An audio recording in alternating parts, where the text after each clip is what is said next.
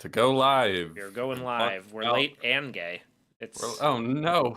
They're calling us out, but it's okay Oh man. because I don't see them on screen, which means that they have not been living their life a quarter mile at a time this Tisk week. tisk. For shame, for shame. Are we Indeed. live? Are we doing it? Are we Fuck it, we'll talking to do the it people? live. I think we're talking to people. It looks like we're talking to people. I don't know. My There computer. it is. I see it. It's happening. How's everybody doing? Hope you're having a wonderful Sunday. I hope if you live in the southeastern United States that you survived the hurricane. I assume that if you're listening to this now, you did survive. I think that's a fair assumption. Should have a Um, hurricane to celebrate. yeah. Have a whole batch of hurricanes. Yes. Oh, look at that. It's WoW Platinum from the movie Megalopolis. Her name is Wow Platinum. How did she get the name Wow Platinum, Jamie? Is that a rhetorical question? Or did they specify? I don't remember. Well, they ask her in the movie, and she, for some reason, gets very offended and says something to the effect of, "I picked it. I don't know. I picked it up in fucking Greece," in that almost exact tone, which I don't. It's a stage name. A running theme of this movie is I don't know why anybody says the things they say, but I suppose we'll get to that. Topaz Dude asks, okay, but who went to a screening where a guy actually talked to the screen? I did not. I have heard about these. Hugh, have you heard about these? Vaguely, but refresh Okay, my so memory. I think IMAX screenings or certain specific screenings. I don't know exactly what the motivation for when and where they happen, but some of the screenings of this movie involve audience participation in the form of one guy who comes up to a microphone and addresses Adam Driver on screen. I didn't go to one of these screenings, so I can't say for sure, but I'm pretty positive this is in the press conference scene where Adam Driver is asked like a really silly question like, you say we shouldn't worry about the future, but what if there's something to worry about in the future? Or something like that. So I would guess that's the question that someone from the audience asks. I'm not positive on that though. My screening did not have any audience participation other than a few laughs and groans and some walkouts. Yeah, quite. There were a few of those. There weren't many people in our theater when we went to see it. I think Time stop. time Sorry. stop. I can't stop time anymore. You told me artists can always stop time. Well, I guess I can stop time again. I got my mojo back. I got my mojo Maybe back. It took all of 5 minutes of screen time to get my mojo back. Maybe it was the cocaine. she should have picked a name she could be proud of. I think personally, I think WoW Platinum is a pretty fun name. Yeah, I think it is interesting. I just wonder why the character gets offended when somebody asks where it came from. I just it doesn't really nothing makes sense to me with these characters. It's one of the reasons why I participated in a walkout. Topaz Dude informs us that Coppola's original plan was to have AI play different scenes based on what people in the audience said. And presumably someone at some point had to be like, Francis, You can that's write the not script with possible. AI, but the rest of this is not going to happen. And he Oh was like, man. "Oh, okay, I'll do that." Well, yes. So I suppose for anyone here who isn't familiar with what Megalopolis even is, let's give them the old backstory. So, Francis Ford Coppola, famed movie director, especially famous, of course, for the Godfather movies, Apocalypse Now, The Conversation, some really good 70s films, and then a whole bunch of other films that no Other one's really movies. either watched or thinks is any good. He's an interesting character. He's back, baby, with a new movie called Megalopolis. And this is the passion project to end all passion projects. 40 This is years in the making. 40 years in the making. This is a movie, a story he's been brewing for that long, though you wouldn't have guessed it by watching it. And he he's been wanting to he's been wanting Notoriously difficult for him to get this one off the ground. He kept going to studios, and they kept saying, "Francis, I don't know what you're asking me to read," and he kept saying, "You just don't get it. It's about megalopolises." And they were like, "What? But well, what's a megalopolis, Francis?" And he said, "That's not important." And it took well, him several years. I don't know if that's exactly how it went, I'm pretty but sure that's a verbatim transcript.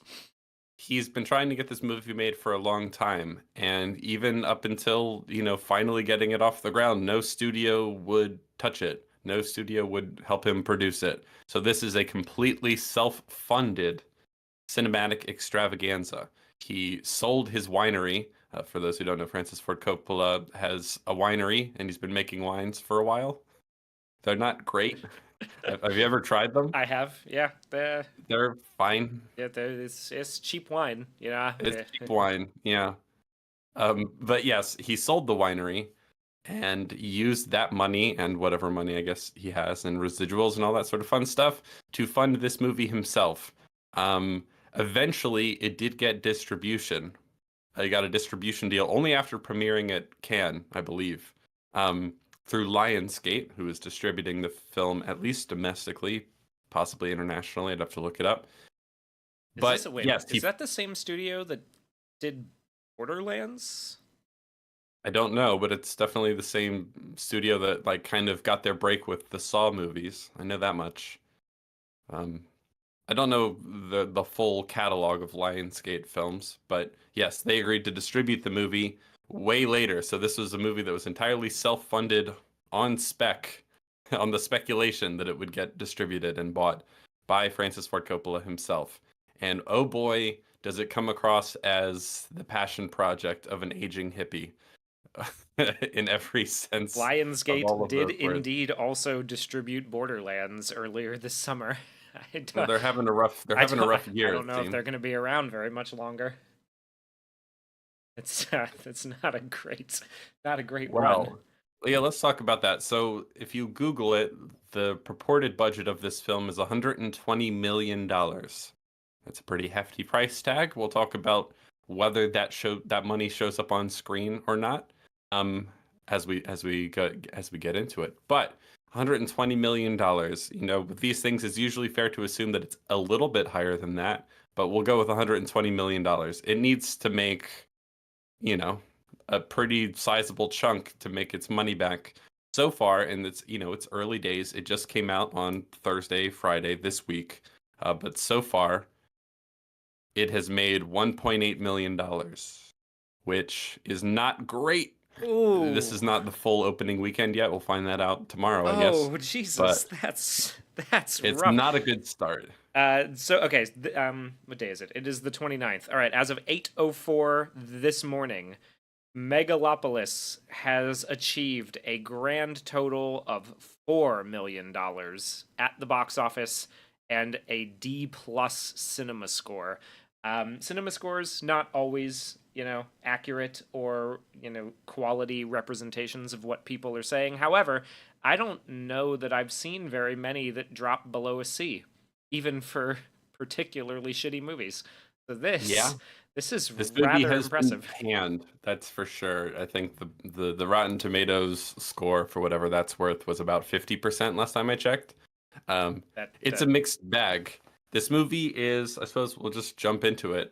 This movie's a mess. The critics were right. All the critics who saw it at film festivals who said, this is a big unwieldy mess. I don't know what to make of this thing. They were right. This is a very, very messy movie. Not especially coherent, though I didn't hate it. I think there are some things to admire and appreciate, not least of which what you're looking at on screen right now.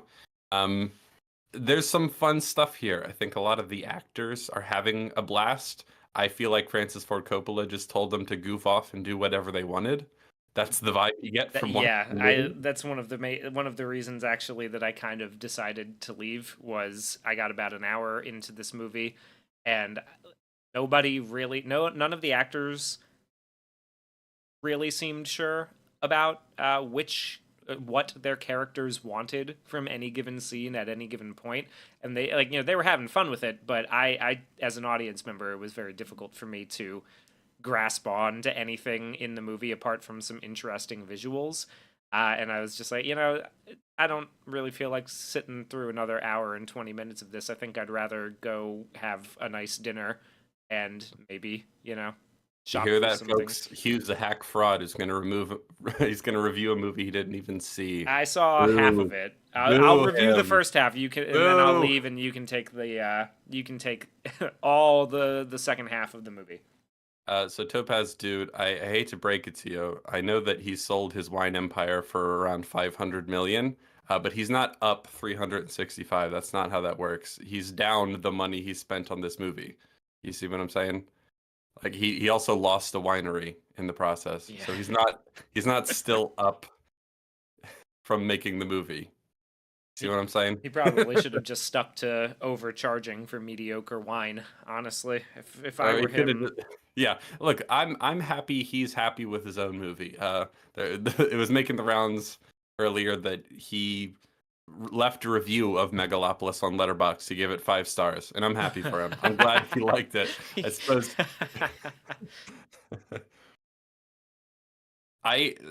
yes, I didn't like it. I'm not hateful towards it. I don't hate Coppola. I just think this is a really funny mess of a movie, and I'm glad he's, like I said, I'm glad he's happy with it. He, after all, is the target audience, and he spent a lot of his own money because it certainly seems this is the movie he wanted to make. I didn't care for it. I'm not surprised most people didn't care for it, and it is kind of funny in a sort of detached sense to be like, oh, really? No studio wanted to touch this movie? Oh, I can't imagine why, Francis. I can't imagine why. How is that not winning? Well, hey, if if he only sold a part of the winery, that's one thing.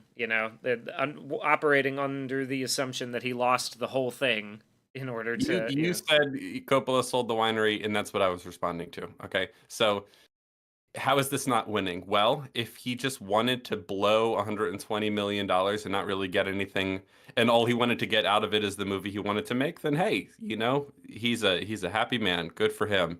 If he hoped to make any of the money back, then that would be not winning. Yeah. If that would be not winning. And if I suppose it's not winning if most people didn't like the movie. If I was that rich, I'd be doing passion projects too. Oh, we wouldn't stay rich for very long. That's for sure. Yeah. How is Lucas not dropping 2 billion to show off his 10,000 art piece collection? I don't know. He seems to be eating salads in mall food courts and having a grand old time. To Paradox, who says he heard that Coppola was smoking a ton of weed on set. I have heard through a friend of a friend that this is indeed true. He spent a good portion of his time directing this movie smoking bricks upon bricks of marijuana and watching tons of porn in his trailer. So that's He's having a grand old time. He's really enjoying his retirement. Yes. Basically. Yeah. Though here's the thing about the passion project thing. I assume that he would want people to like it. If he truly does not care at all if anyone liked it, then hey, you do you, buddy. But most people don't seem to like it very much. And the people who do are like, I like parts of it because it feels like 3 or 4 different movies smushed into one. Like one of those movies is good, but incomplete. None of them are complete, really, because it's just kind of smashed together. Like one of those movies is good, and that one movie is where a bunch of actors get to be really campy and over the top and give really outrageous performances in this wacky, over the top, surreal world that they're living in. Like that movie is kind of fun. Like Adam Driver gets to say a lot of really funny stuff. So does Shia LaBeouf, and so does Aubrey Plaza. They're having fun. That aspect is fun. John Voight looks like he's drunk. I want to say 75% of the time I saw him on screen. Either that or he's just he could just be a very good actor, but yeah, well, he seems like he's having a blast. This is a star-studded affair, which is, I assume, where a lot of the money went. I don't know too much about how they spent the money in production, but we have costume design is quite nice as well. What we're looking at on screen sure. At the moment is, if this was in a different film, I would probably appreciate it more, just because there's a lot of fun costume design. There's a lot of fun set design. It's flash. It's got a lot of pizzazz, you could say. But yeah, star-studded. Adam Driver, Aubrey Plaza, Shia LaBeouf, um, Jon Voight, Jon Voight, Dennis Giancarlo Hoffman, Esposito, Dennis Giancarlo Hoffman. Esposito, oh God, Lawrence Fishburne, kind of underutilized in the movie, unfortunately, because I really like him, but he's there too. There's a lot of folks showing up for this one. And Khaleesi's not Khaleesi. The girl Miss Andy from Game of Thrones, and also Ramsey from Fast and the Furious. She's in here too. Is she a star? I don't know. Does she have a lot of screen time? Sure does. yes, and so that part of the movie is legitimately pretty fun. We have like a very talented cast, kind of let off the chain to just do whatever they want. In the way that, some people were saying that about like American Hustle and some David O. Russell movies, where it feels like the actors are running the show, not the director. For better and for worse. That's a bit how this movie feels as well. That aspect is kind of fun because there's a lot of really talented people and they're bringing their A game. Um, the part that's less fun, I would say, is the very sincere but still very sort of naive, and can't think of a better word than pretentious, vision of like societal critique and the possible utopia that we could have if only we wanted it hard enough. Like that, there's a very sort of There's self-serious, less campy, less fun, more self-serious attempt to be like, no, this is what's standing in the way of society, and this is what we need to do if we want to bring about the utopia. And actually, it's super easy. You just gotta not, you gotta believe hard enough. You just gotta not be so greedy all the time and so stuck in your old ways. And it would be so easy if we could all just be one humanity and. and allow me to please use in order to illustrate this. Allow me to please use Roman history as an almost direct what would you call that, you iron something over, like as a metaphor, I guess Allegory? a fable allegory. That would, I mean, he does call it Megalopolis a fable. Yes. So I suppose that makes some sense, although I'm kind of familiar with this period of Roman history, and I'm not really sure he is. No, he To a seems to be degree. doing whatever he wants with it. Yeah. But it's not just Roman iconography, though. There's a lot of that, or at least like the facsimile of Roman iconography. There's also like there's random Shakespeare. There's a lot of poetry thrown in. Did you catch the shot at one point where Adam Driver holds a copy of Siddhartha by Hermann Hesse up to the camera and then immediately hides it beneath the table? I did catch that. Yes. Um, so that's one aspect of the movie. The other aspect of the movie is that there's something of a, what would you say, a mediocre Shakespearean tragedy in like all these different people vying for power and backstabbing each other and like hatching plans to sort of gain power over other people and depose them and all that sort of stuff.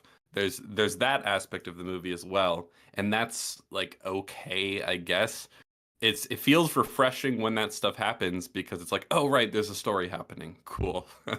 Like Yeah, at times, but then I also like, again, I don't, for me, I just couldn't quite grasp exactly why the characters were doing any of this, really. Like there didn't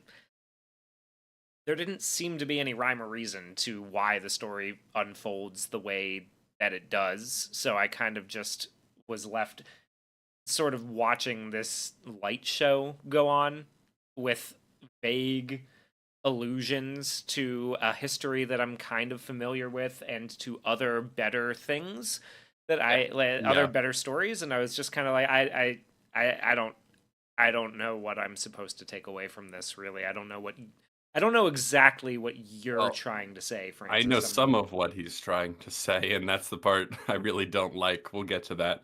Dr. Diddler, thank you for the super chat, says, Megalopolis, is this the famed sequel to the Meg? Yes, this is the city they've built out of the carcass of the shark. Yes, that's where he gets his Megalopolon. The miracle building Megalon, material. you mean? Megalopolon, yes, the miracle Paradise building says material. the thing that looked interesting to me was the retro future style of everything. Flashbulbs and cameras, Art Deco style, Roman influence, and a futuristic bend to everything. Very grab bag. Yes, I think that's one of the stronger aspects of the movie is the visuals in isolation from like the story or lack thereof. I think visually he's still got a real sense of visual style. I don't think every like gonzo choice he makes works, but some really do. And a lot of the stuff looks really cool. It's certainly, it's not Deadpool and Wolverine. Yes. It's a much more visually enjoyable and sophisticated and compelling experience. So if you're watching on mute and you just want to go, wow, look at that, that's a nice shot, you might enjoy it. Um, if you really don't care about story at all, you might get some enjoyment out of this movie. It looks nice.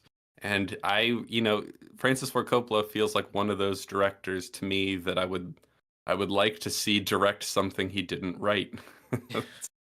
Or you know what I mean? Maybe. Because he is a really really talented, but like I say that, but then we saw Dracula, but Dracula does feel like he told the writer exactly what he wanted him to write. You know what I mean? Yeah, it's kind of a return to that sort of form where it's a lot of interesting style choices that don't facilitate a coherent story. So in isolation, they can be kind of interesting. And since Yeah. there's not anything that I'm particularly passionate about being torn to shreds and shit all over in this one, I don't really have a dog in the fight. Yeah. It doesn't piss me off like Dracula did. Yeah. I didn't really want to waste my time, but that's whatever. Lionel McMahon says, "Is this John Lennon's Imagine the movie?" No, it is not that bad. John Lennon's Imagine, possibly the worst song ever written in the history of humanity. It's awful in terms of that sort of naive, idiotic vision of utopia. It's nothing near that bad, but it is still kind of cringe. So, like, for example, it's not like the only thing, like, he's not explicitly advocating for, like, really shitty, stupid communism, like, Imagine is. It's more like, oh, we could have the future we all want. He's vague posting about utopia, essentially. Yeah. He's like, oh man, like what if we all just came together and we were like one humanity and we valued ourselves as a species and like okay, so if we really think about the broad story of Megalopolis or one of the four broad stories of Megalopolis, this one in question is about Adam Driver's character, who is a creative genius. His name is Caesar, and he discovers some new element or building material compound thing called megalon. It's never made specific what it is, so don't even ask. Or what it does, or how. Yeah. Or what it does. It's just not that kind of movie. He's vague about literally everything. So he discovers this new building material, and he's this creative genius, architect, inventor, genius man. Socialite genius. Yeah, something of Some kind a of. wish fulfillment Yeah. stand-in for Francis Ford Coppola himself, and he is like trying to build the city of the future. They're in what is clearly supposed to be a sort of hyper stylized, over the top New York It's City. a futuristic New York. I think he says something like it's in the third millennium. It's America in the third millennium, and New York has been renamed New Rome. Yes, and he is Although, trying to make it better. It's got a little bit of like Gotham in the Batman world vibes, but more over the top and surreal. And he's trying to make it better. He's obsessed with sort of like what 1960s futurism concept art, essentially. That's the kind of stuff yeah, he's looking at. kind of. There's a little bit of like the modern sort of like China Mieville kind of idea of this What's bio. that? China Mieville is this communist author from England who writes a lot of speculative fiction. Basically Okay. he's the new communist Neil Gaiman. But he has a lot of these like bioengineered futurescapes, Mhm. plants that are also buildings that grow, all that kind of stuff. That's one of the vague sort of Illusions. illusions Yeah. that happens at one point in the movie where she's walking through like this like Lego movie playset thing that's been stitched together Yes. from fucking construction materials. And she's like, "Oh my gosh, I can see everything you see while you're imagining this world. And there's a leaf that grows over top of me when it starts to rain so that I don't get wet." And that's very much like a His Jeff vision of the Vandermeer or a future. China Miéville Yes. kind of like vision of the future. So it's a vision of utopia that like this main character, the stand-in for Francis Ford Coppola, is advocating for, where things look a bit more organic or whatever. There's no commentary whatsoever about how society will be structured any differently in this utopia. Just The vague. only the well, I would say the only commentary that he gives regarding that is in his choice of which historical event he chose to be inspired by for this. So the main character's name is Caesar. He has changed New York to New Rome and has at the very beginning given us a voiceover about how the fall of Rome's republic mirrors, the state of Rome's late republic mirrors our own today. And I think it's a little. So we all know what happened, right? We all know how this went down. The Republic gave way after a series of civil wars to an empire based around the family of Caesar, Kaiser. If you, I remember you guys giving me shit for that when we did the Napoleon, the Napoleon video. But yeah, based around the Caesars, right? That's so in a way, he kind of gives you an idea of where this future he thinks would go. Caesar is the genius who foresees the utopian future at, I suppose, his fingertips rather than Cicero's, is what he's getting at. But he also is very anti empire and, or anti-imperial in the movie, as you would expect an aging hippie to be. So it's a bit of a confused message. That's Okay, really the only it's murky hint that you get is yeah, the it's choice of really, illusion. I mean, I'm gonna jump in because I think there's honestly no real consideration for what the future of society will look like in terms of how things are structured, what sort of laws, what the government's gonna look like. It's all just vague sort of values that we ought to have that are very non-specific and just kind of float away in the breeze. And there's a specific vision aesthetically for what he wants the future to look like. And it's that sort of like very organic looking buildings and materials. It looks honestly very impractical. I'm not convinced that his vision of what these future buildings and common spaces will look like is even all that great. Some of them look nice, I guess, but it's very sort of, and it looks very impractical. There's really no consideration at all into like what this utopia will look like, except that like, oh, come on, man, we need to do it. We need to have it. It's not so a lot of people are saying like, oh, this sounds like Ayn Rand or this sounds like this. It's very weird and idiosyncratic. It doesn't quite line up with any other particular vision of utopia or dystopia that I'm aware of. It's kind of a hodgepodge of a whole bunch of different things that are all floating freely in Francis's brain. It's I wouldn't call it coherent, that's for damn sure, but and he's so vague about how we're meant to achieve any of this that basically we're not saying anything of value about No, how we it's bring about a utopia. Basically, the main conflict of the movie, because the movie doesn't start in utopia, it starts in a non-ideal society. It's a empire on the verge of collapse. People have lost faith in their empire and their imperial project and all that sort of stuff. Someone asked if there's any mention of space. No, there's not. nope, there's not. Jay Jameson, who asks, I'm assuming he doesn't address at all resource scarcity and competition, only in the sense that Megalon, the miracle building substance, will do away with it. Yeah, Essentially, essentially, that's it's a essentially, new yeah. magical bullshit technology that I guess hand waves away resource scarcity problems, but we don't really know what Megalon is, except that it's a building material that can do some weird stuff like make things see through, kind of like the Invisible Man suit. Um, Yeah, which is he explains the see-through dress by saying, "Yeah, tiny cameras just project, everything." yeah, so that's the thing is like, is that what Megalon is then? I'm not quite sure what Megalon is, except that it's the key to his new building projects. Like it's a material he's using instead of concrete and steel to build these new, very organic looking buildings that are very futurism coded. Um, I don't know what we're meant to make of that. If you look at the Wikipedia plot synopsis, it says that Megalon is key to his ability to stop time.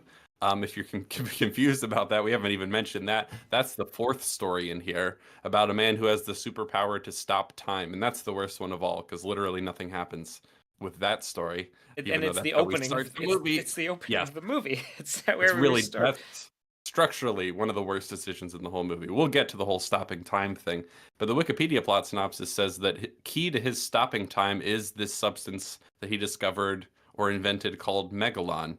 Um, no, That's in the not movie, that's not in the how that movie, works. that's not how it's presented at all. But I, I don't know if I just missed one small line somewhere that implied that that's how it works.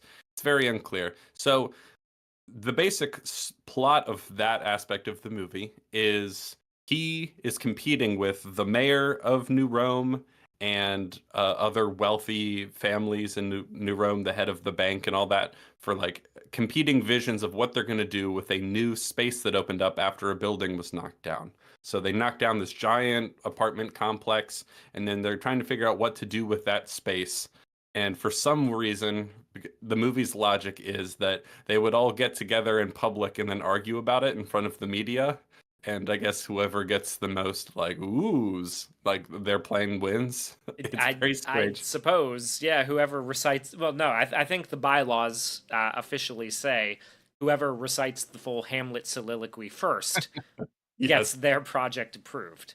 And that scene, Adam Driver goes on a whole like Shakespeare he quoting he binge he quotes almost the entire "to be or not to be" speech. Yes. speech. And it goes Monologue. on for too long, and I don't really feel like it communicates a whole lot of meaning.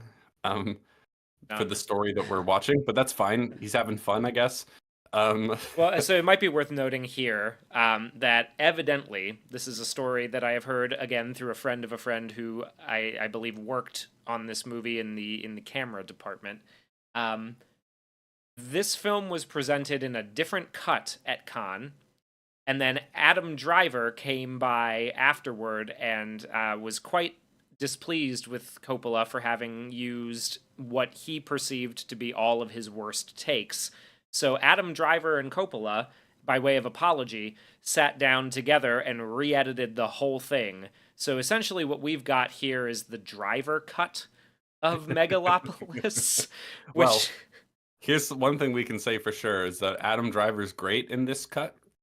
So he he's picked the doing. right takes. He picked the correct takes. He also picked the take where he recites the full Hamlet soliloquy. Yeah, that's the kind of thing I have no idea if that was fully scripted or whether he just did it in one take and not others. No idea. But Adam Driver is really fun in this movie. It's kind of funny because you had told me that ahead of time, and I was watching it, and I'm like, yeah, Adam Driver's really good in this. I'm kind of curious what all the worst takes were, and it's also kind of funny that.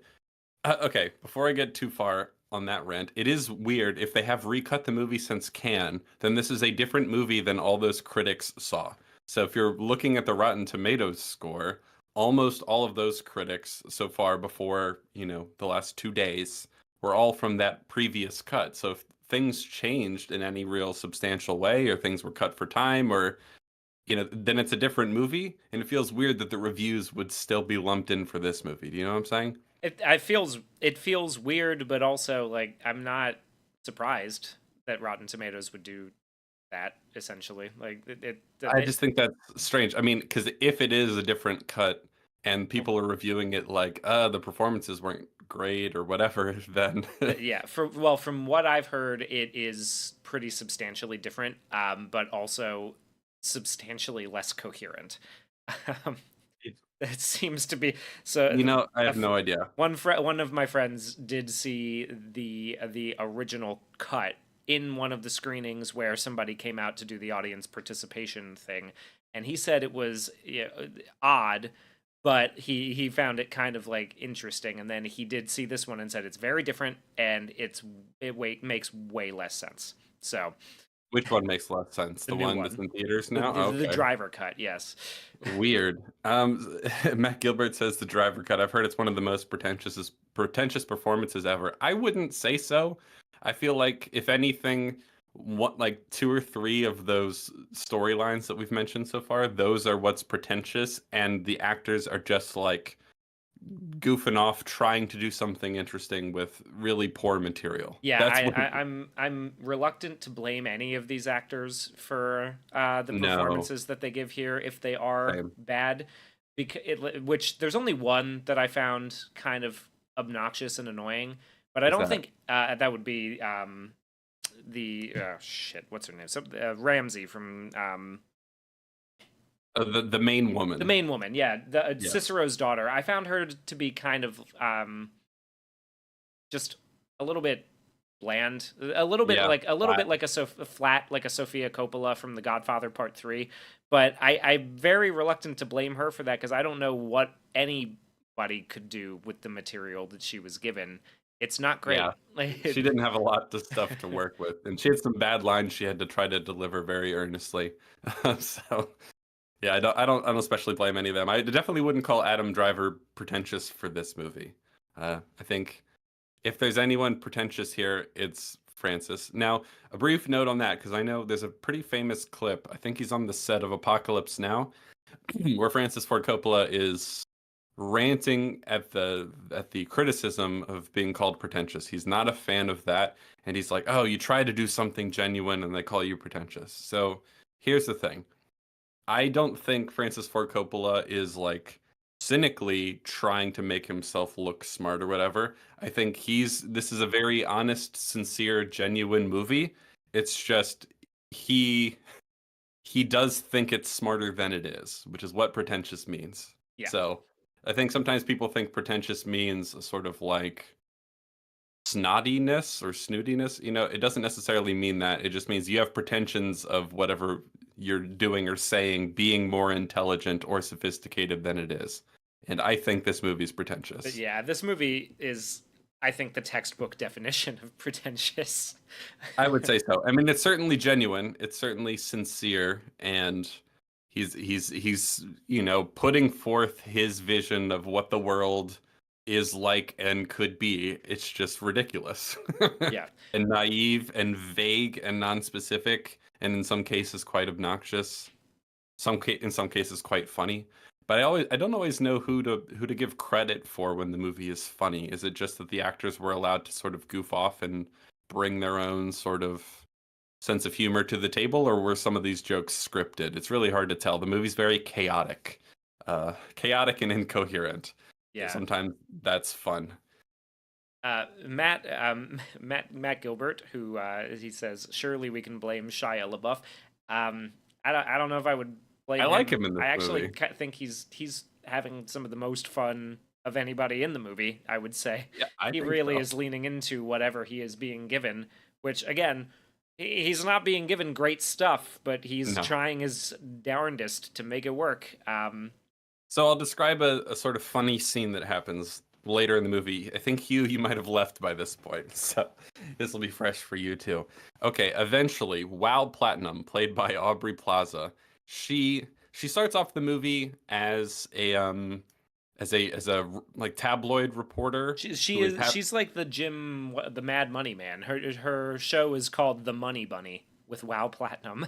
yeah, it's a I suppose a combination of like a TMZ Paris Hilton type thing and Mad Money with Jim Cramer. Like it's it's weird. It's a weird combo, but she's like a tabloid financial reporter, I guess you could say.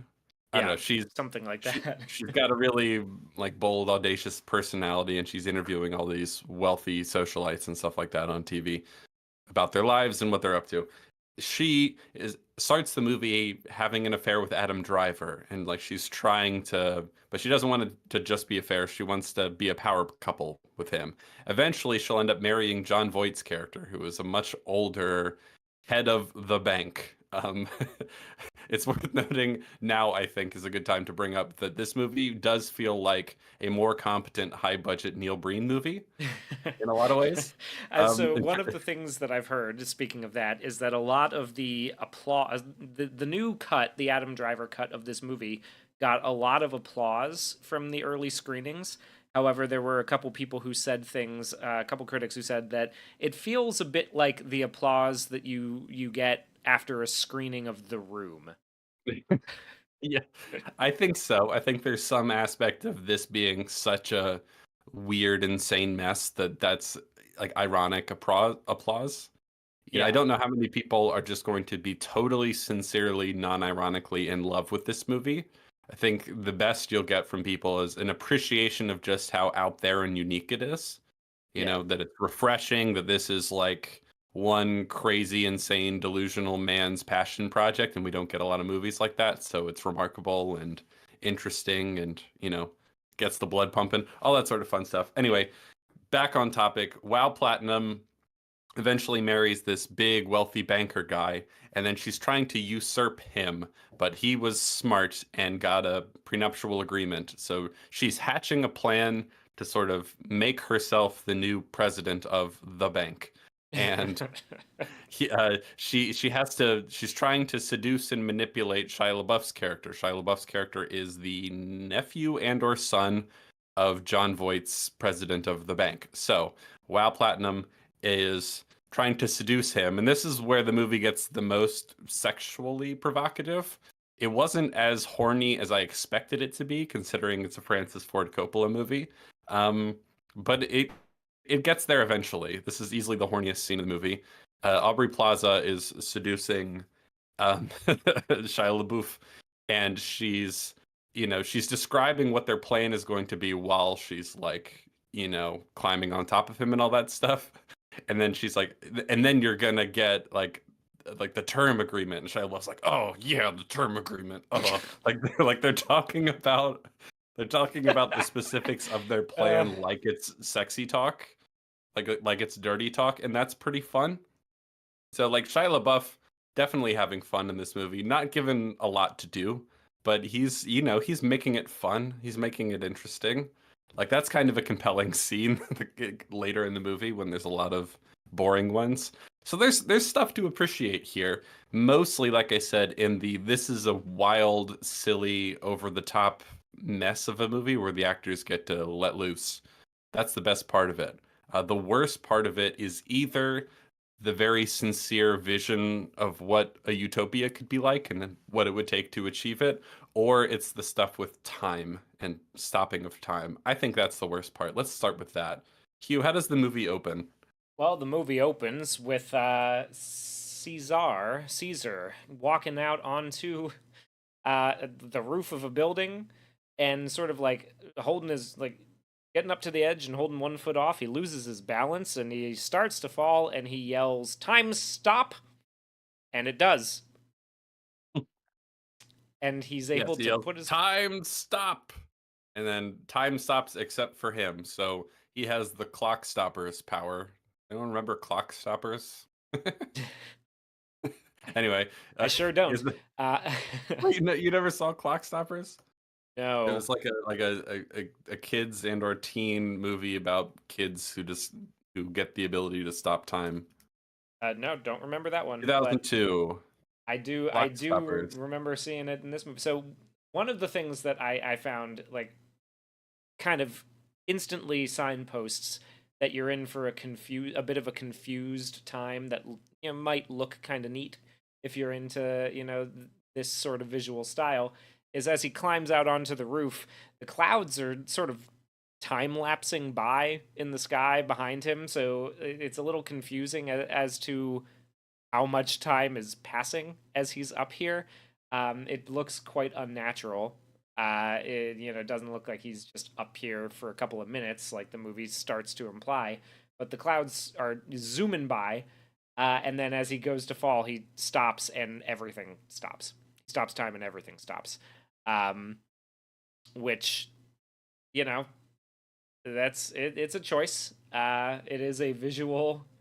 It is a visual spectacle, you could say. Yeah, the movie does get so outlandish visually that like I stopped caring about some of the weird, unrealistic things that happened. But the biggest problem for me with the time stopping element is that this is how the movie starts, and you go, okay, we have a story about a guy who has the ability to stop time. I wonder how he's going to use that.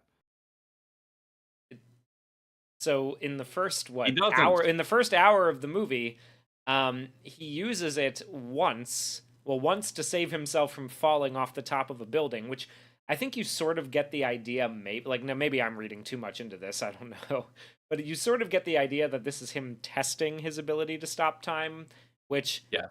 I don't. I feel like there's other ways you could do it besides almost throwing yourself off of a roof.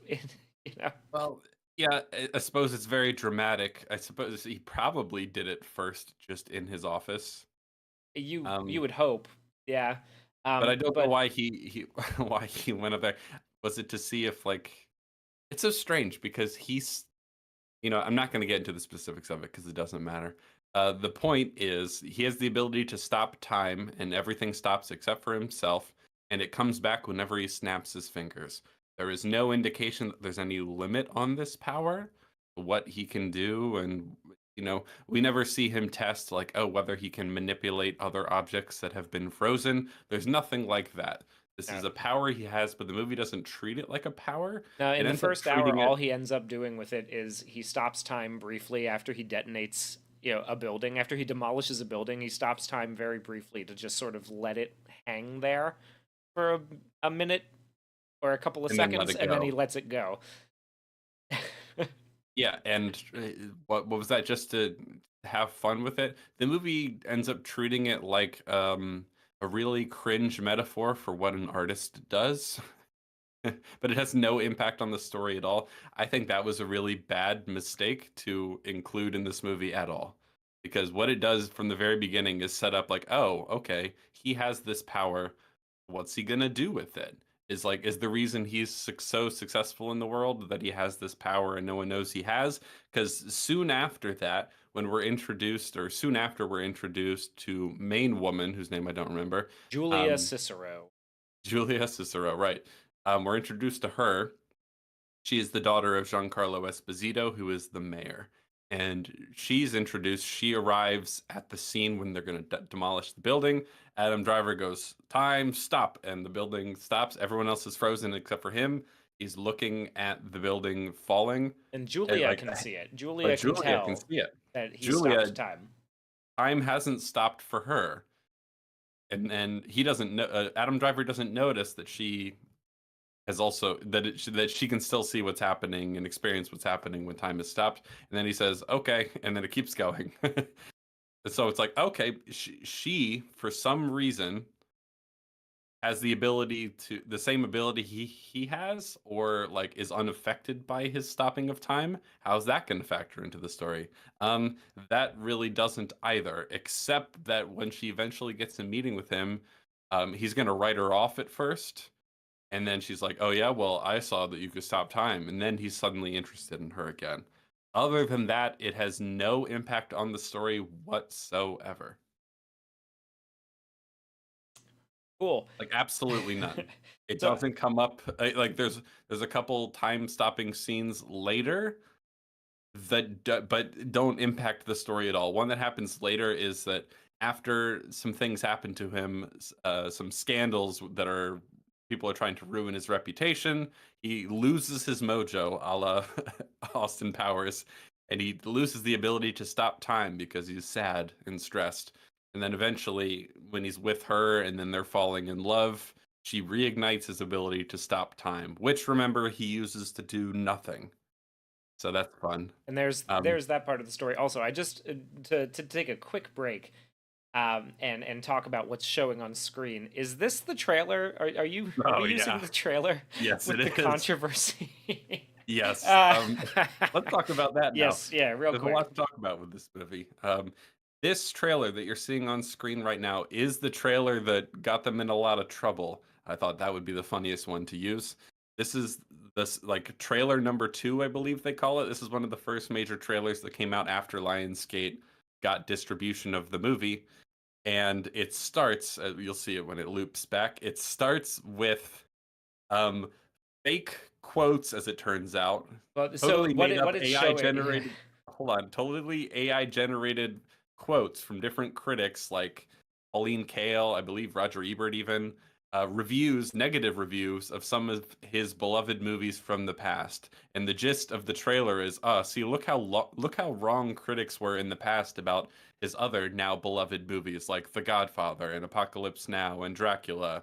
The critics are wrong this time too. Come see Megalopolis. Don't listen to those stupid critics. They don't know nothing. That's the gist of the trailer. And then it was revealed that all those quotes were made up. either made Some up of, or the Roger Ebert one is actually taken from his review of 1989's Batman by Tim Burton. yeah. So they're either taken from other reviews or they're actually AI generated. It's the most embarrassing, insecure movie trailer I've ever seen.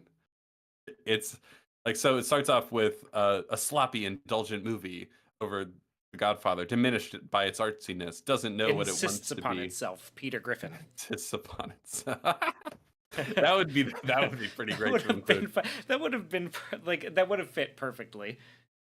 Yes. So this is all an attempt to make you go, oh, the critics are wrong this time too. Like, but none of this is true. Someone in the marketing department just made it up. Now, they made it seem like it was just one guy, who like put this together, but everyone approved of it. Yeah. You know what I mean? I don't really believe because there are quotes to this effect. Remember what we talked about in the Dracula stream? We talked about Francis Ford Coppola's legal team sending out that like response to the allegation that he was getting handsy with extras on the set of this movie, and his basic claim was they're lying because they're jealous of my genius.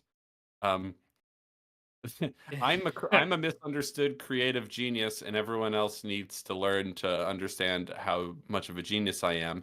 Is the gist of Megalopolis. It is the gist of his defense against those accusations, and it's the gist of this trailer as well. So I don't Yeah. really believe in the sort of like, oh, there was one bad lone wolf in the marketing department theory. Yeah, and it's rather interesting too, how at the time when The Godfather came out back in the 70s, Coppola was considered, I think at the time anyway, like one of the better of that sort of new Hollywood director type, which would have Yeah, included the Spielbergs and the it's and De Lucases and Palma De and Palma, Scorsese even. But since then, Spielberg and Lucas and De Palma and Scorsese have gone on to become rather beloved creators. I mean, and fabulously wealthy as well, at least for in the mm, case of Lucas and Spielberg. Um, Something about Coppola seems as if he's a little bit jealous of that success. He kind of stuck to the idea of making these more artsy films um as opposed to the idea, well, or that he at first stuck to making these more adult sort of films that appeal to a more like The Godfather and The Godfather Part 2 or The Conversation, that didn't quite allow for the cultural capital of an Indiana Jones or a Star Wars, like the yeah. merchandising and that sort of thing. Yeah, he Uh, definitely has different tastes. He's yeah, not a populist entertainer. exactly. And I think that to me it seems like he does harbor a little bit of resentment towards the idea that Um, these Maybe populist. not resentment towards them for being successful or their movies for being more popular, but he does. I do get the sense that he doesn't understand why everyone doesn't treat him as a creative genius. The way that, yeah, yeah. Yeah, and I think there's something to be said for just how many duds he's released since Apocalypse Now. Or maybe since Dracula, if you want to look at it that way. Critically panned movies that he's unhappy about. And this is sort of like his attempt to do a magnum opus. This is the most sprawling, most epic, most indulgent, most sincere thing he could dream up, right? He's been trying to make it for years and he finally made it. And then critics panned it. And so then they dropped this trailer that's like, ugh, the critics were wrong about all these other movies that were actually really good and everyone loves now. So what do they know? Like, I think there's even a line in the official trailer, not this one, where Lawrence Fishburne's narrator character says like Coppola has always been a filmmaker before his time, and I'm like, I don't know about that, dude. Yeah, I think The I don't Godfather know if was ahead rather of his commercially time is. successful. Um, I don't know if ahead of his time is even the word I would use for his better movies. I mean, they're really good. I don't. The Godfather feels very much like a movie of the 70s. I wouldn't say that it's Yeah, something that feels like something ahead of its time. It feels timeless in yeah. its I mean, way. like, I really like The Godfather. I really like The Conversation. Not as much as The Godfather, but like, he's made some really good movies, especially back in that era. But even then, I never really considered him to be someone who was like ahead of the curve in terms of taste, like catching up to him. I don't know if that narrative really works very well. No, I But would say not. he certainly thinks people will learn to love Megalopolis eventually, the same way they loved The Godfather. That's the whole gist of the trailer. And then it was revealed that all these quotes were made up or stolen from other things, and it's like that's hyper embarrassing, my dude. That's oof. Well, That's also a big swing and a miss. probably worth mentioning as well that his another of his most successful movies, The Godfather Part 2. Um, I Now this is coming through the grapevine, but evidently he doesn't think The Godfather Part 2 was a particularly good movie. He did not feel that he had passion for it, evidently. And Really? apparently he says that he only made it because they gave him a ton of money to make it after the success of the first one, and he would have been an idiot Interesting. not to do it. Is essentially his reasoning. That's weird because everyone else seems to really like it. There's a lot of people who even think it's better than the first. I have to rewatch it before I make a final decision on that. I'm not leaning in that direction at the moment, but this might be also worth mentioning too. The budget of The Godfather at the time in 1972 was between $6 and $7.2 million, and it made at the box office between 250 and 291 Holy shit. million dollars In 70s money? in 70s money. Yeah, That's early crazy 70s money. because that's like late 70s, 80s is when inflation went crazy. Hold on, I'm gonna look it up. What year did The Godfather come out? 72. All right, I'm gonna look it up. You keep talking. All right, yeah, but so not even if critics did okay, even without the fake critic responses to The Godfather, response to that movie wildly different than the response to this one from the public. Currently, the audience score for Megalopolis sits at a balmy 39%. Woof. Yeah, so lower than the critic one, which is not not a common thing. Okay, so the budget of The Godfather in today's money was 46.6 million. How much did it make at the box office again? Between 250 and 291. We'll just go 250 million. We'll just leave it at that. And that is 1.9 billion, almost $2 billion That's yeah, in today's money. that's fucking Yeah, amazing. that's a big success. Yeah. It was the highest grossing film of 1972. Yeah, that movie was a rousing success. I don't like I think at the time, at the time for it it was the highest grossing film ever made for 4 years until Jaws came around in 75. The film was praised Yeah. by critics and audiences. Yeah, people really liked it. It wasn't the kind of movie that no one liked at the time, but we've learned to love later. It's not a Shawshank Redemption or any sort of movie like that, or like It's a Wonderful Life that kind of flopped when it came out but became beloved later. No, it was huge. It was really well liked from the word go. I think it's really highly rated in that like AFI Top 100 American Movies list. I don't remember where, but it's up there. You know, pretty much from the beginning. Very well liked. And then since Apocalypse Now, none of his movies have really achieved that. And he seems to harbor some level of resentment about that. And I think that's evident from this trailer. I think it's evident a little bit in the movie because the whole gist of the movie is one guy who is trying to show the world how amazing his vision of the future is because he's a creative and artistic genius, and everyone else is just trying to get in his way because they're corrupt or because they're greedy or because they're, all that sort of fun There's a stuff. line in the movie delivered by Aubrey Plaza as Wow Platinum where she says, this is probably my favorite line that I saw, that I stayed for in the movie. She says, "Fuck your Megalopolis," while she's sitting in bed with which, yeah, feels very much like a response to that. The whole movie does. Dr. Diddler says, "Have you ever seen Gone with the Wind's inflation adjusted gross?" Yeah, it's fucking It's fucking insane, wild. dude. Yeah. Is that number one inflation adjusted? I can't actually remember. I'm gonna look it up. You keep talking. I can check the budget for you on Gone with the Wind. Need it? So, oh Jesus fucking Christ! Holy shit! Top lifetime adjusted grosses. That would be Gone with the Wind for adjusted lifetime. Wait, Well, hold yeah. on. So the budget. This is in what 1939. When did the movie get made? 1939. So in 1939 money, it had a budget of 3.85 million.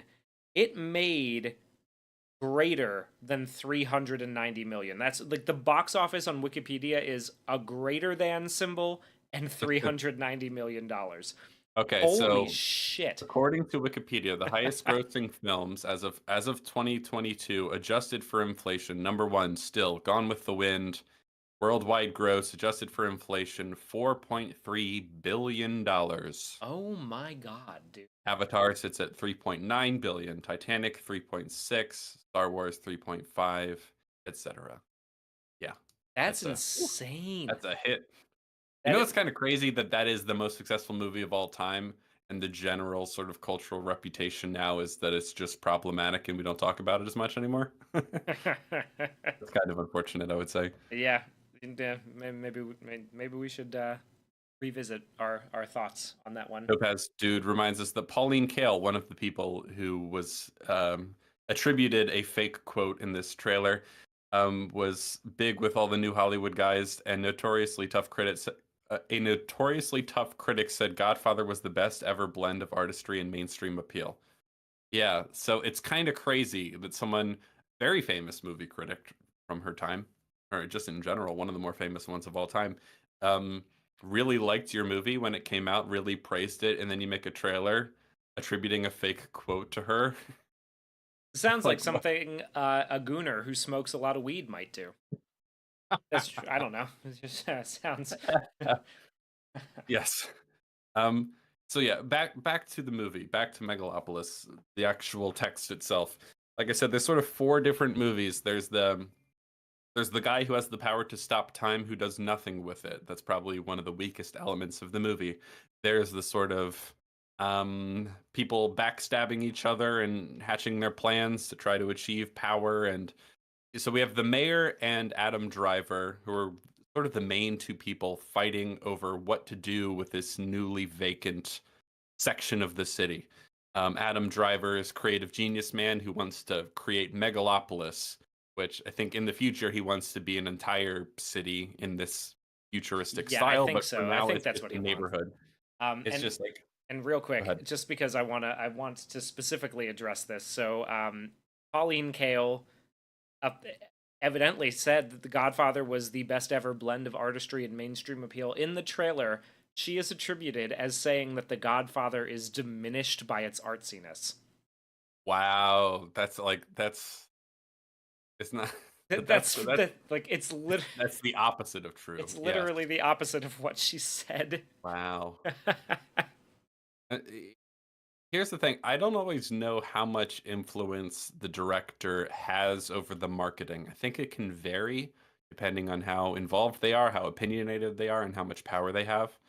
I don't know. Considering how much power he had over this one in particular, like Well, this over is the production, yes. The marketing is coming from Lionsgate, and Lionsgate paid however much money to distribute the movie.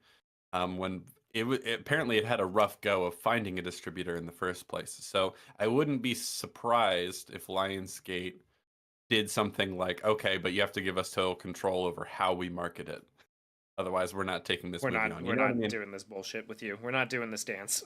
I really That would don't make know sense. Yeah, how it's much tough. credit to give Francis Ford Coppola or blame for this trailer. It does seem in keeping with his attitude to a degree, but that's a really bad lie. Apparently she said it is not diminished by its artsiness, and they just started the quote after the not. No way. No way. Jesus. It just That's gets worse even and worse. worse. It gets worse. It gets fucking worse every time. Yeah, it's a Topaz dude. I doubt he himself picked the quotes. That's definitely true. Like there's no way he picked them himself. I'm sort of wondering whether he approved of it in the final, like before it went out. Like, you know what I mean? I don't know.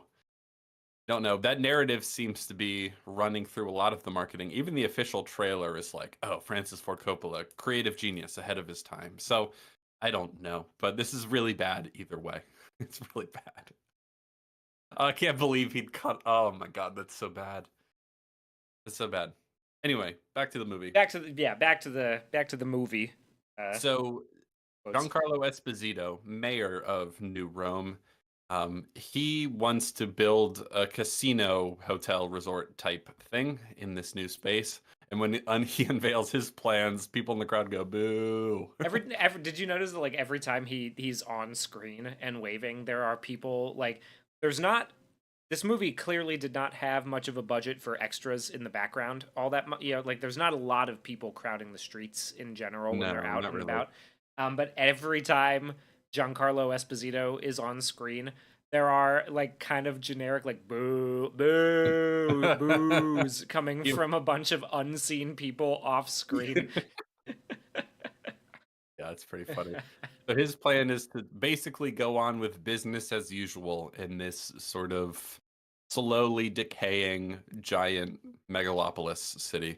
It's weird to call. So here's the weird thing: like the new city of the future that he wants to build is called Megalopolis, but like what they have currently is a megalopolis. It's a giant, sprawling modern city.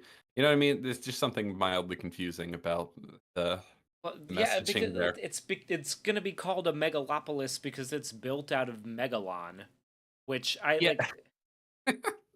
which just makes me think of Godzilla for one. Yeah, But no, exactly. I was gonna say it sounds like a monster that I can't quite picture from yeah. one of the the Showa era Godzilla movies. You know, I just Oh, I, it's the it's the one with drills for hands. yeah, okay. Well, you know what? I like that one. That one's cool. Yeah, he's fun. That's Megalon. Make a Godzilla versus Megalon 2025.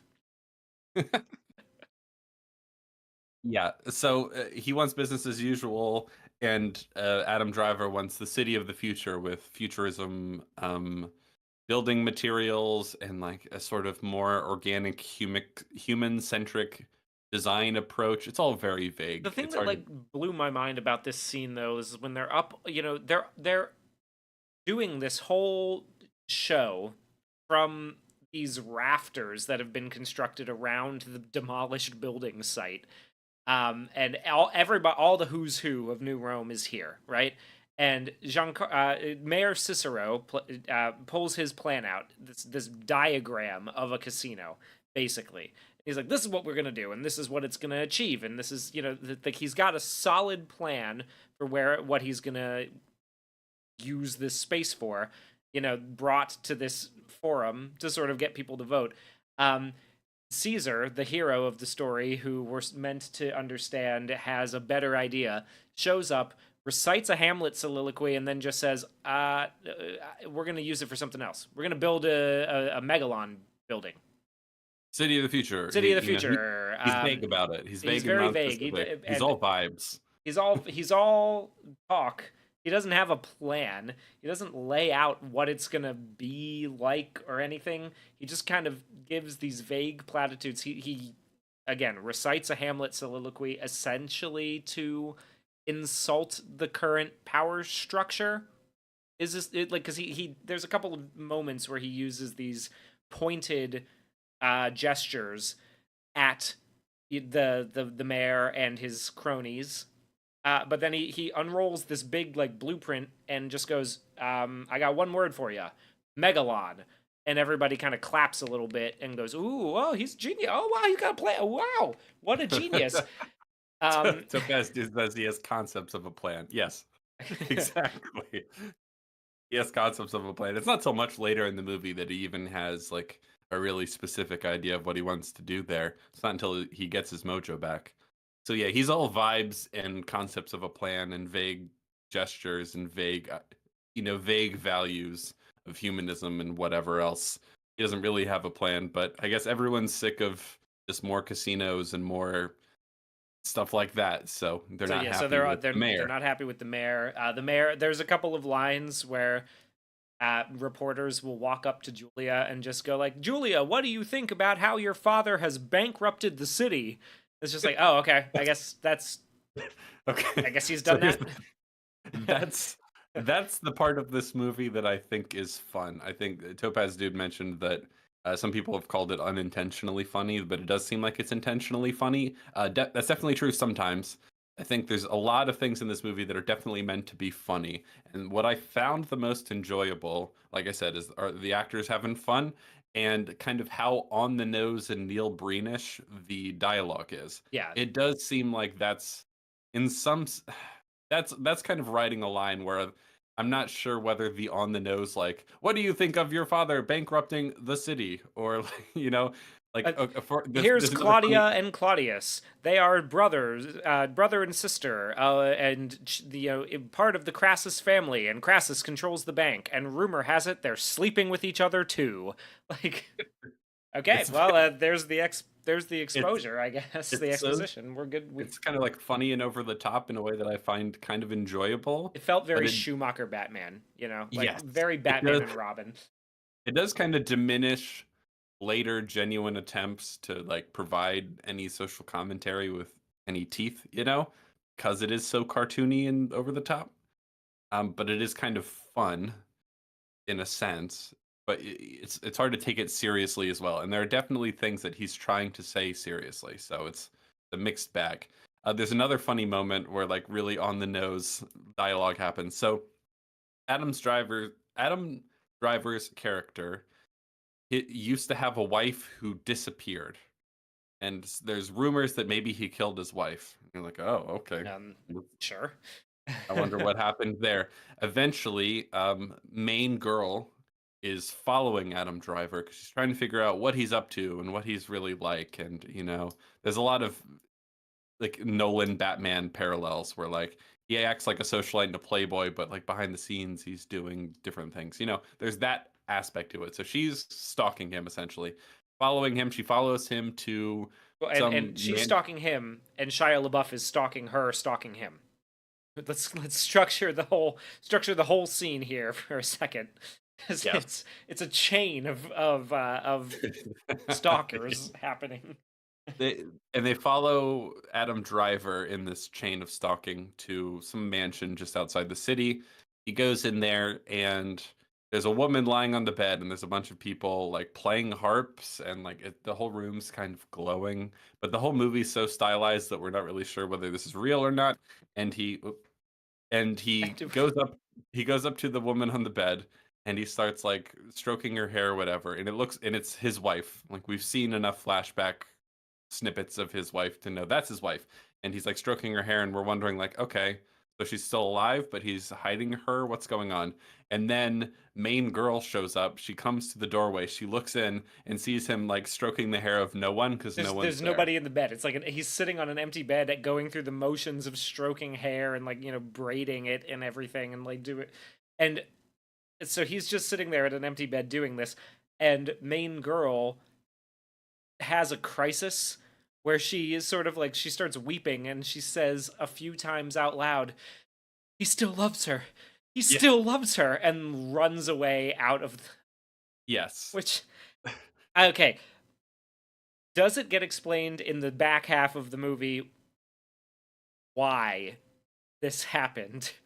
No. Okay. Why he's hallucinating? Why is he delusional? But how she recognized that the empty bed that he was sitting at braiding the hair of No, no idea. was No his idea. wife.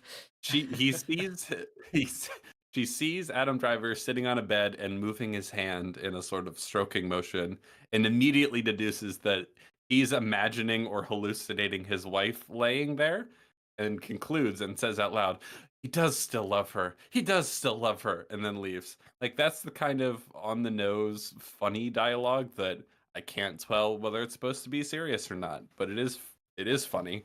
It Um, is funny, and like I have a feeling that the reason is because the actors don't know what they're really achieving either.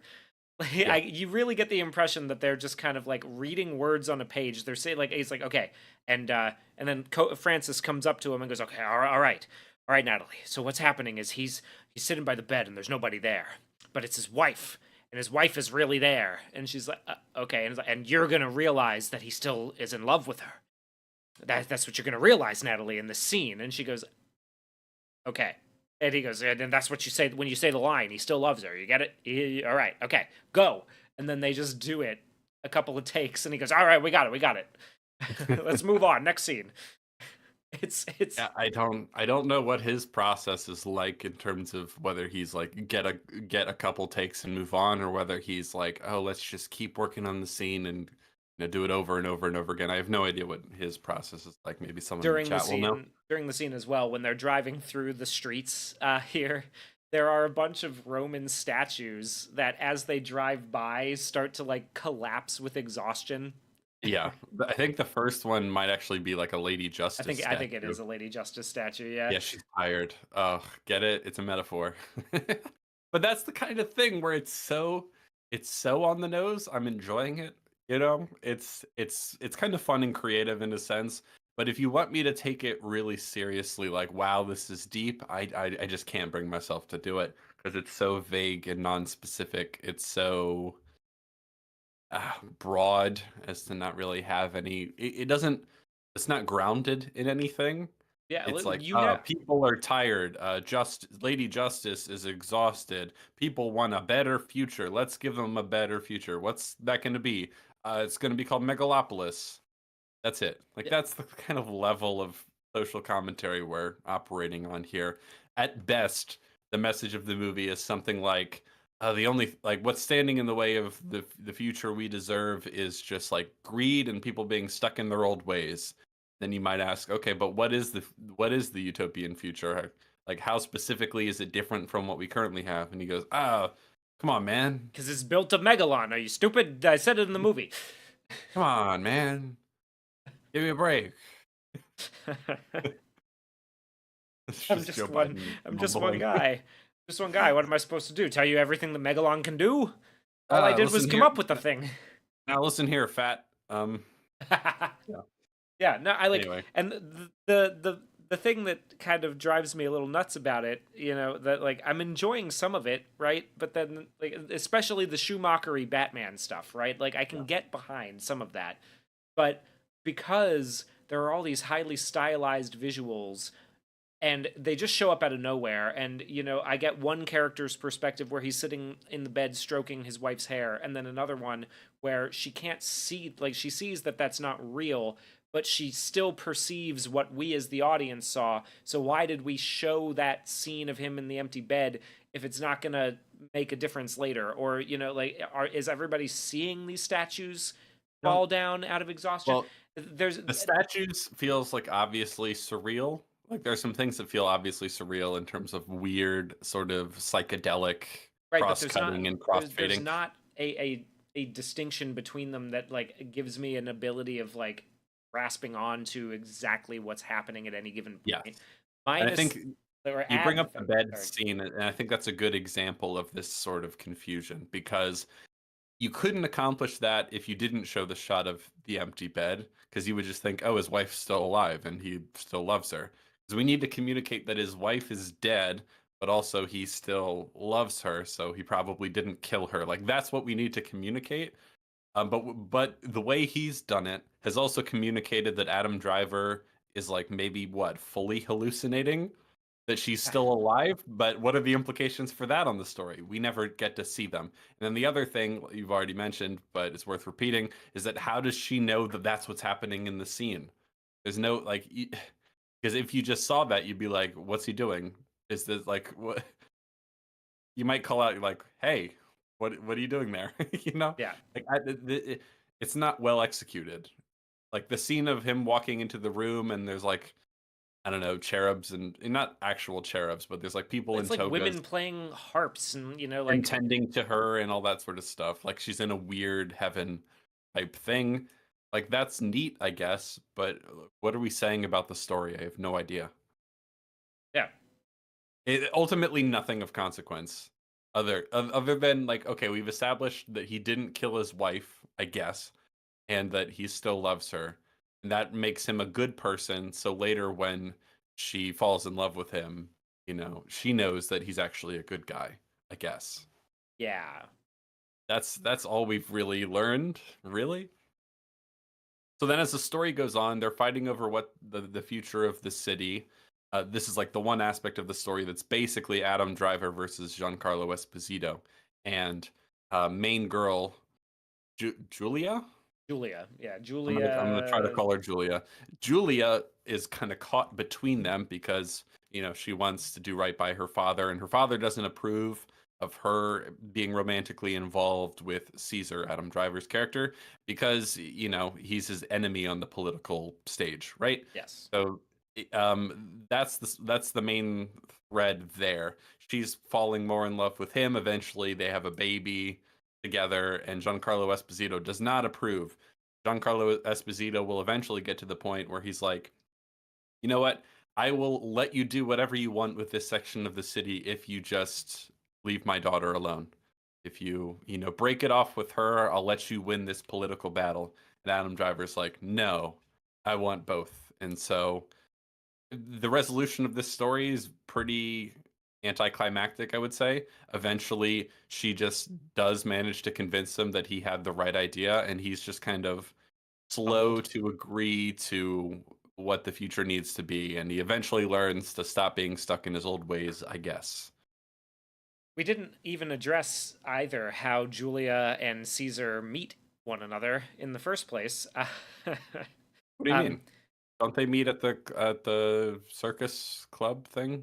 they sort of do. They like she sees him stop time, but the first time that they get into a conversation together, it happens because she is upset that he has embarrassed her father with his Hamlet soliloquy, and she's at a fashion show scribbling devil horns and a goatee on a picture of him in the newspaper, which she Yeah. then mails to him.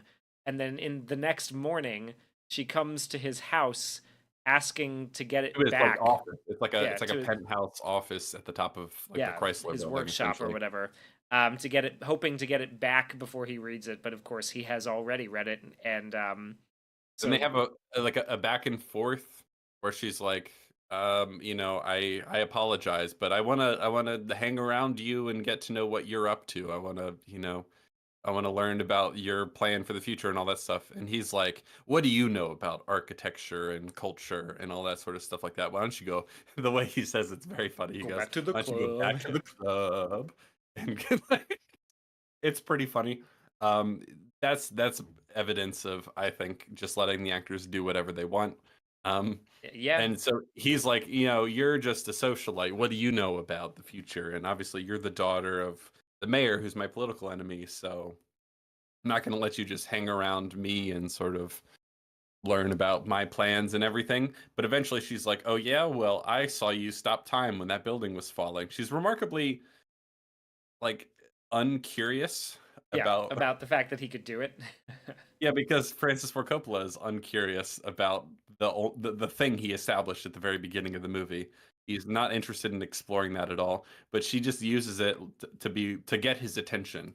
And he's like, "Oh, you saw me stop time. Well, I guess maybe I you guess are maybe more interesting than walk I thought." through you should walk through my collection of construction items that I've built in the shape of a city and see what happens if you do it with your eyes closed. Uh-huh. It's so ridiculous. I So also like love that at the beginning of that scene too, before she comes in, we get to see Caesar's creative genius at work here, right? He's planning the utopian future of humanity. Yeah. with one of his, I guess, employees, or a designer who works for him. And his contribution is, hmm, what if what collects the power also stores it? And the person looks at him as if he's never considered this idea before and goes, "Good idea, sir." And then picks up the papers and just walks out of the room. That's the Neil Breen level of Yeah. writing we're talking Yeah. about here. How we establish that he's a genius. We see it in action, and his suggestion is literally, "What if what collects the power also stores it?" And he's like, "Oh my God, sir, you're a genius." It's like I'll get on it right now, sir. What a brilliant deduction. now imagine you're watching a Neil Breen movie, and Neil Breen is, of course, like usual, a sort of godlike figure above humanity, telling people how they ought to live and what they need to do, and leading them to where they need to be in society. And they're like, Neil, what should we do about our energy scarcity problems? And he goes, the secret is, what if you could create perpetual motion? And everyone went, oh my goodness, that would solve all our problems. Thanks, Neil Breen. Like, that's the level we're talking about here. It's not much better than that. And so that's the kind of stuff that I'm getting an ironic enjoyment from, because it's just so It's a Neil Breen movie if he cast Adam Driver to play Neil Breen. He even sort of has a Neil Breen haircut in the movie. I suppose it's not quite mullety enough. No, But yeah. no, but like it. Yeah, I agree. I thought it was a good idea myself. But yeah, That's the scene where he's talking, where they meet, and they're sort of doing their back and forth and falling in love. Essentially, their official meet cute. This yeah. is also the point where, as she's walking through his penthouse office as he's having his breakfast, this is the scene where he holds up a copy of Hermann Hesse's Siddhartha novel, the novelization of the life of the Buddha, to the camera, and then like immediately, like he kind of holds it up for half a second so that you'll see it, and then immediately like puts it back down, kind of like gives you a little knowing glance, like, "Oh, did you see that? Look at that." I'm very smart. I'm smart. I've read this book. Yeah. So, and then, like, ultimately, there's a sort of tension between, like, oh, is she going to support her father? Is she going to stay with him? Eventually, I guess in Adam Driver's story, there's a part. God, I don't even know how to introduce this. So they're at a circus because we're doing Rome illusions, right? There's a big circus. We have wrestling and carriage. What's the word? Not carriage. Chariot racing and all sorts of Yeah, spectacle and stuff like that. Madison Square Garden has been turned into a coliseum in 1,000 Yes. years. There's no more ice rink. The Rangers are done. We're not going to hockey games anymore or Knicks games or anything. It's Maybe about this is a chariots. utopia after all. Yeah. It's all about chariots and virgins. That's what the people want. Yeah, let's talk about the virgins thing. So there's a lady who is A young woman, a young singer who she's a pop star TikTok who is star, a TikTok yeah, star, the actress. who everyone loves. She's beloved by the whole city, maybe even the whole world, who knows. And a big part of why she's beloved apparently is that she's taken a virgin oath, right? So she's this weird idea of like a pop star virgin princess that Yeah. the society has to like have faith in or whatever. It's a direct And reference to the Vestal Virgins from yes, ancient Rome, but it turns out scandal, and the scandal is revealed by Claudio, that is Shia LaBeouf's character, who's up to no good. He reveals quite publicly at the circus that, oh my God, actually, there's a sex tape of her, and she's not even a virgin. Sorry, sorry. Obviously, Yes. the sex tape implies that. No, and she's not even as young as she said she was. No, So no, no, no, no, wait, we, hold on, wait, because that happens later. you're right. You're That's right. the solution to this problem. So Shia LaBeouf's character, who is Caesar's cousin, wants for some reason to embarrass Caesar because that will put him in a better position to become the head of the bank, I believe. Or Even become powerful. become powerful Yeah, in whatever. some way. Either way, like I'm not really, because it doesn't matter. Anyway, he sneaks backstage during the production of, the Virgin Girls musical number where she plays a ukulele sitting in a half moon for the entire crowd at Madison Square Garden.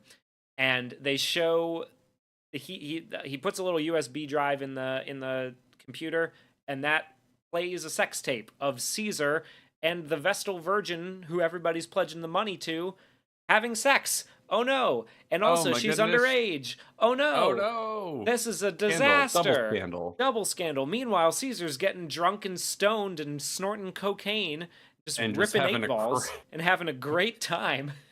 just for the sake of some wild, chaotic, like debaucherous imagery, like ultimately doesn't result in anything. And I don't even know if it fits his character, but we'll set that aside. The only reason that it's here is because it is an homage to a legitimate, real historical event where Julius Caesar was caught in the Temple of the Vestal Virgins in the bed of one of the priestesses.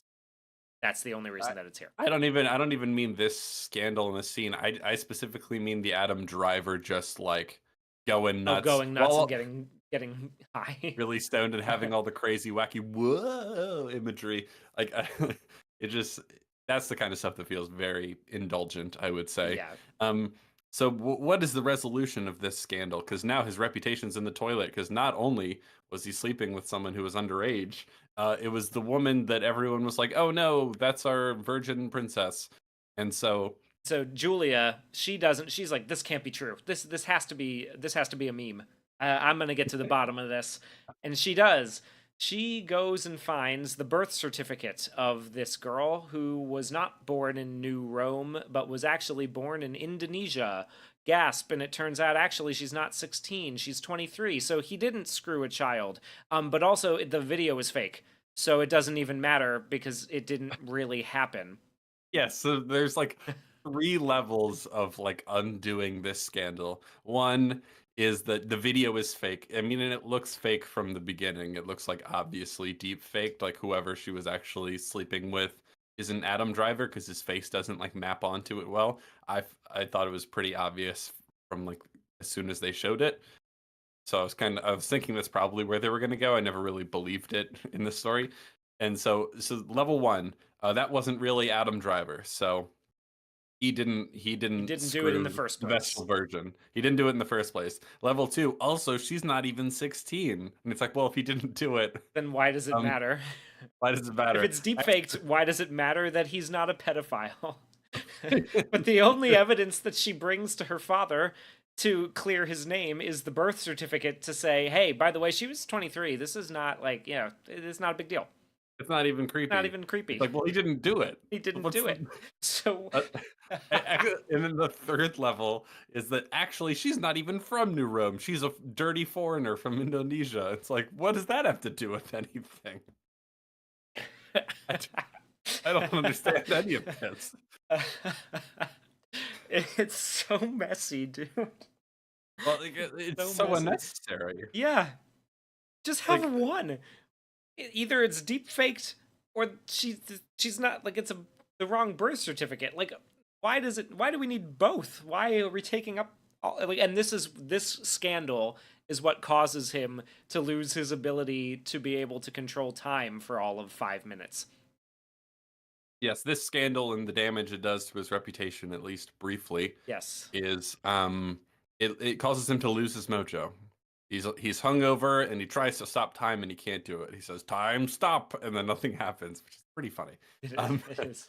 It is eventually rather amusing. Also, real quick, like Claudius, Shia LaBeouf's character, who did this whole thing to some purpose. To the purpose of becoming like Crassus's, the bank owner's new heir or something. Crassus sees right through it and goes, I've always been trying to embarrass your cousin. You've always attacked him for, some reason or another. I don't trust you. You're already out of the will, basically. Mm-hmm. And so it's like, so what the fuck was the point? What? So that he would have a reason to not be able to control time for a few minutes of screen time, but he's not even going to do anything with it. It's a good question.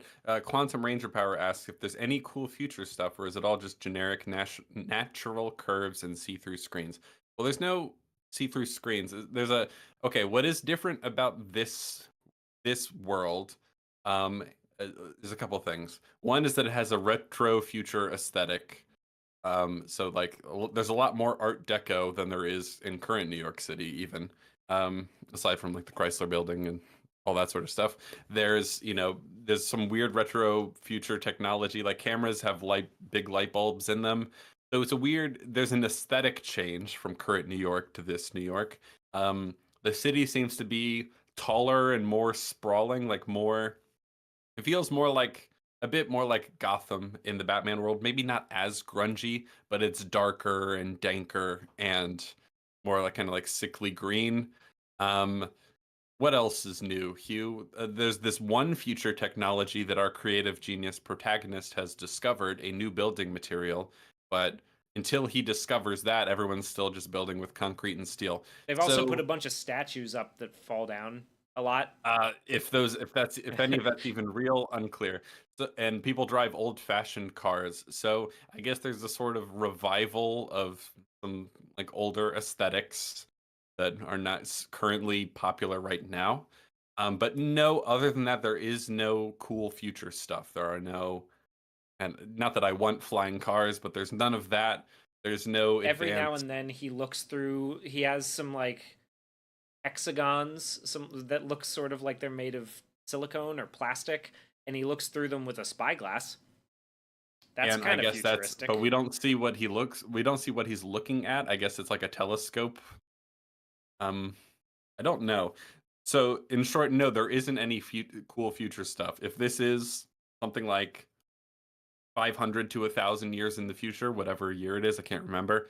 Um, Nothing has really changed. This might as well just be an alternate history version of New York right now. Don't know. It doesn't make any sense to be that far in the future because basically nothing is different on a fundamental level in terms of technology. It's fundamentally impossible to believe that this world is possible that far in the future. Yeah, Too much should be different.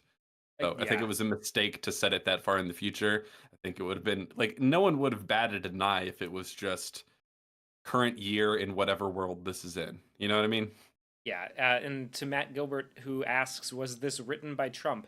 Funny you should mention that because Robert De Niro, who is not in the movie, was at one of the press screenings for the movie, It's just so doing funny that he was interviews there. with Yes. Francis Ford Coppola, and one of his comments about having seen this movie, it was, "Could you imagine how chaotic and nonsensical it would be if Trump directed it? He could never have done a movie like this. Go vote Well, for Kamala." go explain why he brought Trump up at all. I don't know why he brought Trump Oh, I up. thought you did. I No, like because I Coppola made some comment, like he refused to like condemn Trump or something like that. Wasn't that the story? was that what he did? All I know is that like Hold on, Robert I'll De look it Niro up. said You that. keep talking. All I know is that Robert De Niro. I figured he just went off the cuff with his derangement syndrome and went like, he could never have done a movie like this. It would have been a disaster. Could look, Well, boy, it would have been a mess. okay. So this is a Deadline article. Robert De Niro piles on Donald Trump at Megalopolis New York premiere with backup from Spike Lee. Robert De Niro posed a hypothetical that made the audience bust out laughing, even as the actor remained utterly stone-faced. Just imagine Donald Trump directing this film, he said at Monday's New York premiere of Francis Ford Coppola's Megalopolis. It'll never go anywhere from total craziness. He cannot do anything. He cannot hold anything together. He wants to destroy the country, and he could not do this movie. He could not do anything that has a structure. um, Okay, well, this article makes it seem like he brought it up out of nowhere. I'm gonna check like one more source to see if anyone has any. Let's see. Anything that Someone's has a structure is Robert. I think it's time, Robert. Time to go back to the home. Back to the hospital with you. okay. So I see this from a Twitter video someone recorded. It's not the full thing. It's little snippets from the Q&A or pre-screening Q&A. So I don't know what the question he was asked was, but Francis Ford Coppola's answer is that this is not an explicitly political film. He views it as something that's like above politics in a sense. You Sure. know, that it's not trying to be explicitly political. And it's like, well, sure, it's so far above politics that you're actually not making any point. That's what I would say. Yeah. Um, you got to ground it in a little bit of political, if that's the If whole that's if story. that's the story, if the story is about a a political structure clinging to a status quo that is holding progress and utopia back from people. I mean, it's interesting that he says that, especially because at the reveal that there was a deep fake of Caesar banging the Virgin, there are a bunch of people who storm the arena and start waving Confederate flags.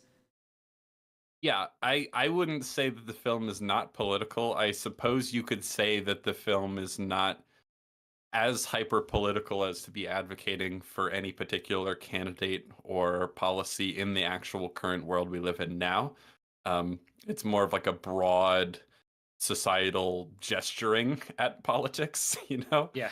Um, so I understand if he thinks he's not trying if he what he's trying to do is not essentially make the movie or talking about the movie about the current election. You know, if that's all he's getting at, then sure. And that is what prompts Robert De Niro to be like, Trump could never direct this movie.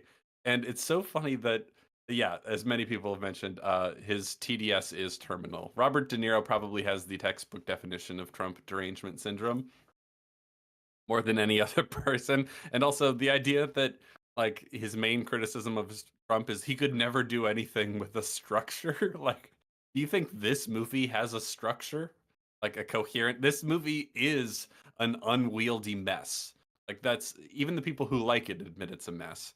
Right? This is not a very finely tuned machine. This isn't a well-crafted, well-structured movie. This is a wild, freewheeling is surreal, over the top, chaotic mess of a movie. And Robert De Niro's like, Trump could never do this. It's like, well, um, Uh, I you know mean, what? Now, honestly, I think he okay. probably could. Just saying, like, Honestly, I would love to see a movie directed by Trump. I'm just so curious now about what that would look like. I just want to know. You know, like, like I first of all, Trump could never make a movie as insane as this. That seems obvious to me because this movie's wild. This movie's insane and incoherent. So I don't know what you're talking about, Robert De Niro.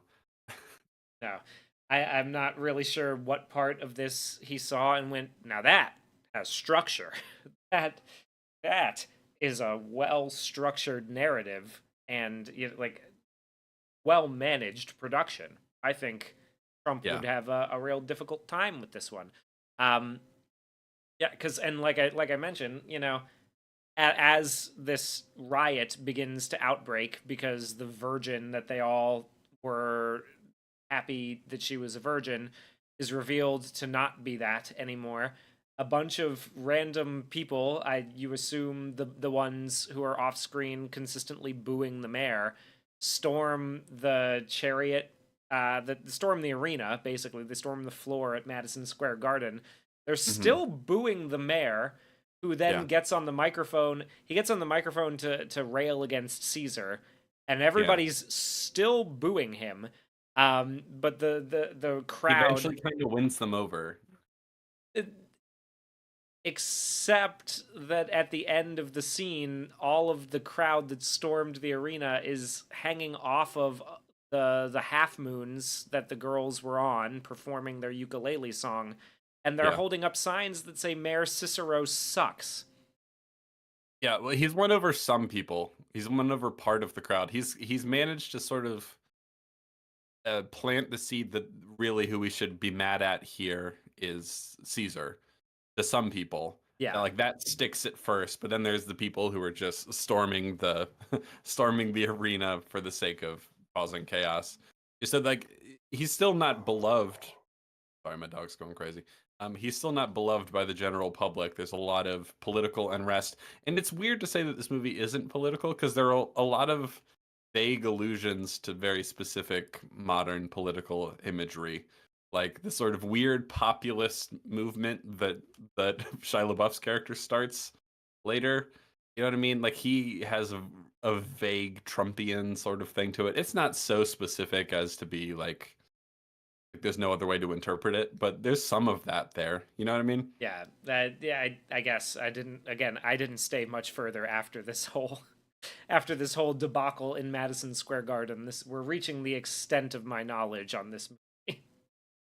Well, it's Get it your is kind flags of and Cicero sucks signs here. There's probably a vendor who made a lot of money outside of Madison Square Garden selling Confederate flags to the people coming in to protest, and they were all just waiting for a signal because they let her get through this incredibly lukewarm and like unbelievably overproduced ukulele ballad for like until yeah. the video pops up, which That was really lame. really lame, really boring, drags a lot of it down, and it's intercut with Adam Driver's like mental state going absolutely bananas as he as he gets incredibly drunk, rips 8 balls, and does a like a ray from like from Star Wars from The Last Jedi, where there's like a million of him all side by side, and he's sort of repeating lines that are Yeah. vaguely reminiscent of the crazy. I was crazy once. They put me in a rubber room with rats,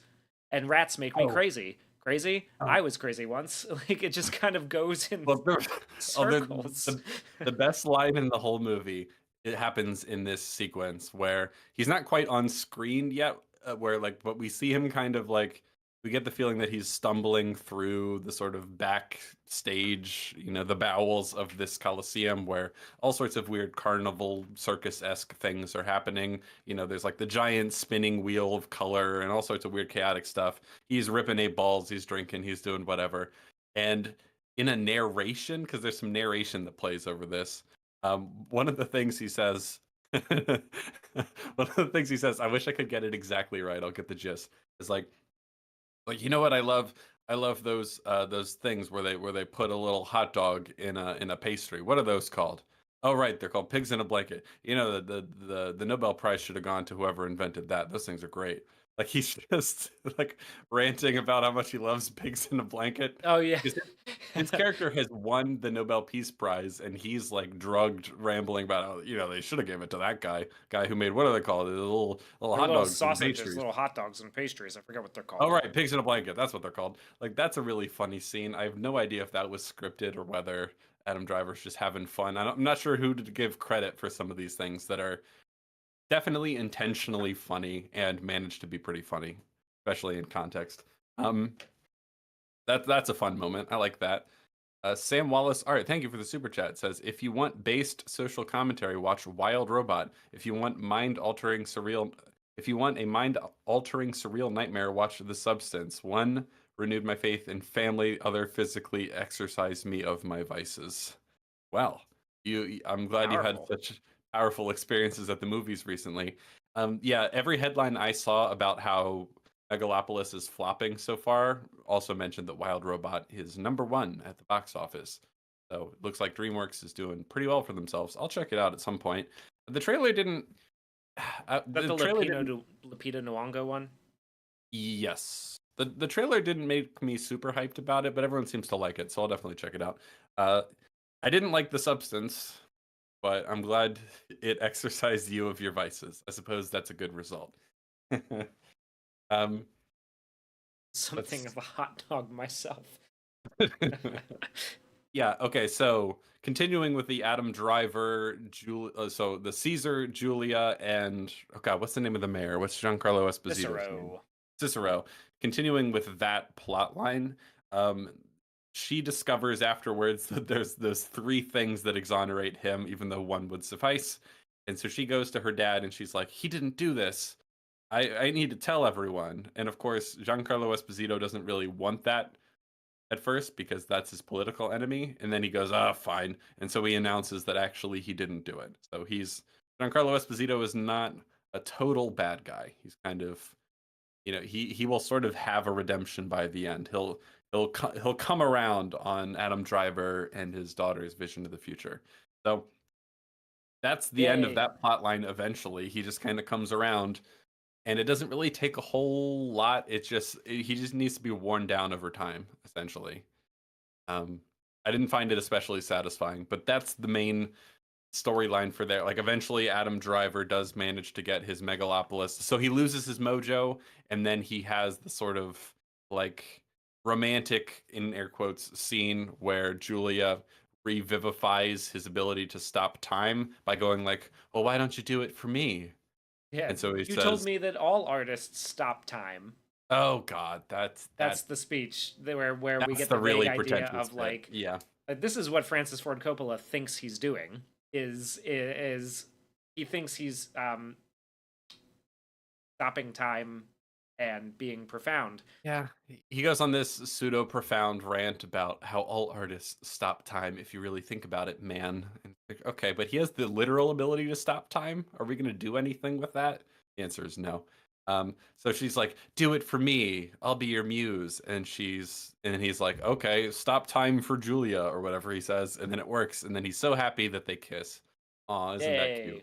And then eventually things get worse. Like there are other plot lines that are happening, but essentially there's no real conflict in his story here. He's just slowly pushing ahead on his new vision for Megalopolis, and then eventually he breaks ground on like phase one of Megalopolis, and it's a success.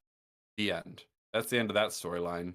Um, Kind of underwhelming and lame, I Wait, would that's say. the okay.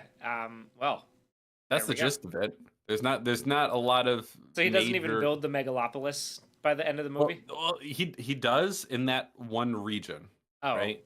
cool. Like where they were fighting over what to, but the movie doesn't end with the total, because I mean that would have to be like years in the future that they would remake the whole of the city in this style. But we have this section of the city that basically looks like they took Central Park or like some sort of hole in the city and turned it into the weird. So it looks like it looks like a weird Annihilation style growth out of the city currently, but it's a hopeful vision of the future, man. Things are going to be better. That's the gist. Because now the new mayor is on board. Oh, eventually. Oh, so okay. How these things intersect with the ending? We have to rewind to the plot line that involves Claudio, Shia LaBeouf, and Aubrey Plaza's WoW Platinum scheming to try and hold on to power and attain power and be greedy and all that sort of stuff. Um, WoW Platinum, after she's rejected by Caesar, decides to marry old aging Crassus. John Voight Crassus, who is the head of the bank, and she's like wants to be a power couple with him and everything. Eventually, she realizes that, well, I don't know if I'll ever. He was smart with his prenup, so the bank is never going to be left to me unless I do something about it. So she schemes with Shia LaBeouf, and she seduces him and convinces him to go around to all the board members of the bank and slowly convince them to support his claim to be the new CEO heir of the bank, right? And this movie has a weird sort of naive view of what a bank does. Like a bank just has a ton of money of its own to just throw wherever it wants. You know what I mean? It's very Yeah. simplistic in that regard because Well, because eventually his name is okay, so his name is Crassus, and he is inspired by the actual guy Crassus, who I think like he Mhm. has a very famous historical quote that's like you can't say you're rich if you don't have enough money to buy an army, right? It's like that's his famous line from this era of Roman republicanism. Um, Yeah. so he is based off of that character who was just kind of like very wealthy, lending out a lot of money, getting a lot of favors, and garnering a lot of political power. How do we show that in this movie? He controls the bank. Full stop. He's head of the bank and He's he's head of just banking. really rich. It's really, Lot of monies. I mean, obviously banks like Bank of America, they invest the money you give to them or like let them hold on to, and they provide, interest on and all that sort of fun stuff. They like, invest that in things, you know, businesses and infrastructure and all that sort of stuff, right? But like they don't it's not just like sitting around in their personal bank account to do whatever they want, but the movie kind of has the attitude that that's what it's like, essentially, that like whoever's head of the bank just has all the money. It's kind of on that level of simplicity Yeah. One. because eventually so they try to overthrow John Voight's Cassius, right? And they're scheming and all that sort of stuff. um so the plan is that she's gonna actually be married to or with um Shia LaBeouf's Claudio, and they're going to take over the bank. He's going to be made the new CEO, and eventually it'll all be left to her. That's what that's what she's scheming towards. And Claudio's just like, yeah, whatever, man. I'm just happy to be here. And so, they're going around to all the different members of the CEO to try to get them on board. And he tries to sign an agreement, tries to get Crassus, that's his name? Crassus, yeah. Yes, he tries to get him to sign, and John Voight's like, "No, this is a hostile takeover. I'm not signing this." And it's like, "Yeah, well, whatever. We don't need your signature, bro." Because the CEO eventually votes him out. Sorry, the board eventually votes him off as CEO and instates Claudio. So that's the plan. It's like, oh no, they're scheming to control the bank. To do what? I don't know. Just be powerful, I guess. To have money and bang Yeah. whores. It's not really. I like banging whores. It's not really clear how that will influence any of the other stories. It's just, meanwhile, these people are scheming to become more powerful. Like, okay, I'm not quite sure Yeah, but like, what yeah, that means. and but why do they want this? Like, because they want it? That's really like about the extent of it, really. You know, like, yes, eventually it'll become. Eventually, we'll learn why any of this part of the story matters. Eventually, there's a quite a fun scene actually where um, it's become clear that as the scheming is happening, as the story is progressing, John Voight's character is pretending to be more decrepit and aging than he actually is. Like in the meeting when the board is throwing him off, he's got this look on his face like he's Joe Biden and he's not sure what's going on. He's playing that up, as we'll eventually learn. He's in a room at one point watching TV or reading something, I can't remember, and he seems normal and with it. And then when Wow Platinum and Claudio come in, he kind of goes back to pretending to be like a stroke victim, essentially. And so, like, he's kind of playing dumb, and that's kind of fun. I'm enjoying that. Eventually, they they come in and they're talking about, they're talking like he's not really there, like he's essentially a vegetable, that they're just kind of speaking openly about their plans or whatever. And then not like he's a vegetable, but like he's so not really with it anymore that it doesn't really matter. And this was one of the funniest moments in the movie. I wish you had stayed for it because he they show up and he's got something under the covers and he's like, "Hey, look at this big boner I got." And they're like, "Okay, whatever you say, old man." And he's like, "Look how big my boner is." And then he pulls the cover down and it's actually a small bow and arrow. And then he shoots both of them. Oh my god. Oh wow, wait, I missed gold, man. That was pretty fun. So John Voight's character is playing dumb to sort of get them to let their guard down, and then he's like, "Look at my boner." Just kidding, it's a bow and arrow, bitch. And he kills Wow Platinum and Claudio. Actually, no, he doesn't kill Claudio. He shoots him in the ass with like 2 or 3 arrows. So he ends up surviving. I misspoke there, but Wow Platinum is dead. She's been killed. She got an arrow through the boob or through the heart or something like that. Right in the titty. Right in the titty.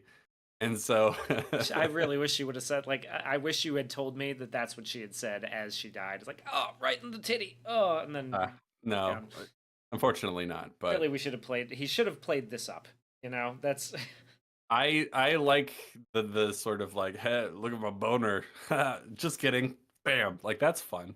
That's a fun little twist. That's something that's intentionally fun and funny and is successful.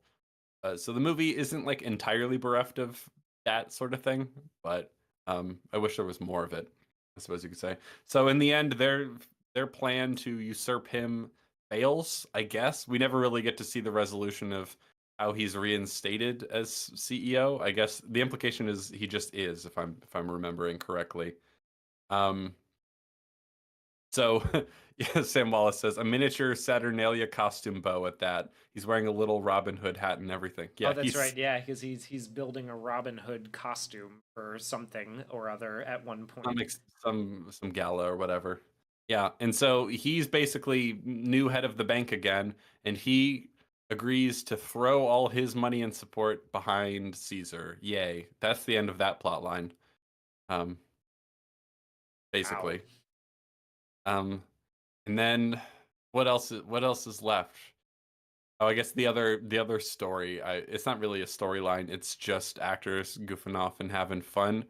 That sort of we kind of lose that by the end of the movie. Like we get the scene, like I just mentioned, with the boner thing.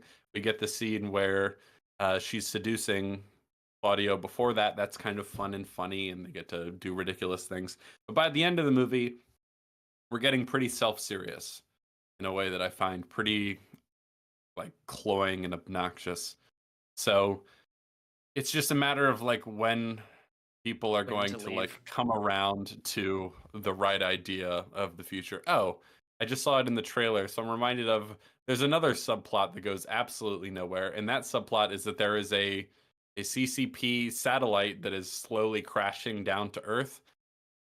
Initially they think it's going to crash and like spray like all its radiation, whatever that means, over Labrador, like in Canada. But eventually they're like, no, actually, we were wrong. It's going to land over New Rome. And you're like, oh. So meanwhile, there's a satellite that's crashing amidst all this. When it does crash, it just breaks up in the atmosphere and sends a whole bunch of like flares that like cast shadows on buildings. And that's it. So that doesn't go anywhere. I... Okay. Is this film a Uh, guilty pleasure or does it not even merit that? Like, I will never see it again. I didn't hate my time in the theater watching it on the whole. I hated parts of it and I I liked parts of it. So it's a real mixed bag, if anything, but it's not quite good enough to be in I don't know. It's a movie worth watching once, maybe, maybe. as I far as don't I'm know, man. concerned. Like I wouldn't even say it's all that worth it. Really. It like if you're interested in seeing what's become of Coppola, Yeah. Yeah. it's something to, If to you're get a well, look I at. suppose if you're interested in seeing what a $120 million passion project looks like, I think it's interesting in that regard Yeah. because it's totally self-funded by a delusional aging hippie millionaire, and he doesn't seem to have any interest in whether it makes money or not. This is just the movie he's wanted to make forever, and you see it and you go, yeah, that's a mess, all right. Sure, but there's too many parts of the movie or aspects of the movie that are just annoying. Um, like either scenes that go nowhere that make you go like this is just you're just wasting my time. Characters with no motivation, really, apart from like whatever the plot says the motivation is at the time. Yeah, one-dimensional. Some of them are certainly. Yeah, and then a lot of confused and confusing imagery, and it just like the reason that I got up and left after an hour is because we got to this point. Any conflict that might have been interesting was sort of buried in a mess of like incomprehensible character webs and writing. Yeah, And I just, by the time I got through with an hour, I was like, I think I've seen enough of it. Like, I want to, yeah. I'm just going to go have a nice dinner and, enjoy the rest of my evening. Like, none of this first hour feels like it's going anywhere. So why am I No. sticking around for another hour and 20 minutes to see Also, where all of it is not going to go? You know? yeah, the ultimate resolution of these plot lines is pretty unsatisfying, except for watching Wow Platinum die. Like that's fun. I like that. I enjoy that, but it just because I'm not invested in his weird, vague notion of utopia and all the people standing in the way of it, when Giancarlo Esposito comes around to his daughter's relationship with this guy and his vision of the future. Like I'm not satisfied by it. You know what I mean? Because let's talk about what we eventually learn by the end is what Francis Ford Coppola thinks it would take to create a utopia. It's all sort of kind of lame, cringy, humanist um, vagary. So I'll give you an example. At one point near the end of the movie, this is probably one of the most insufferable aspects of the movie. Um, Lawrence Fishburne, who's been narrating, who's also Adam Driver's Caesar's assistant guy. He doesn't really get a lot to do, but he does narrate quite a bit.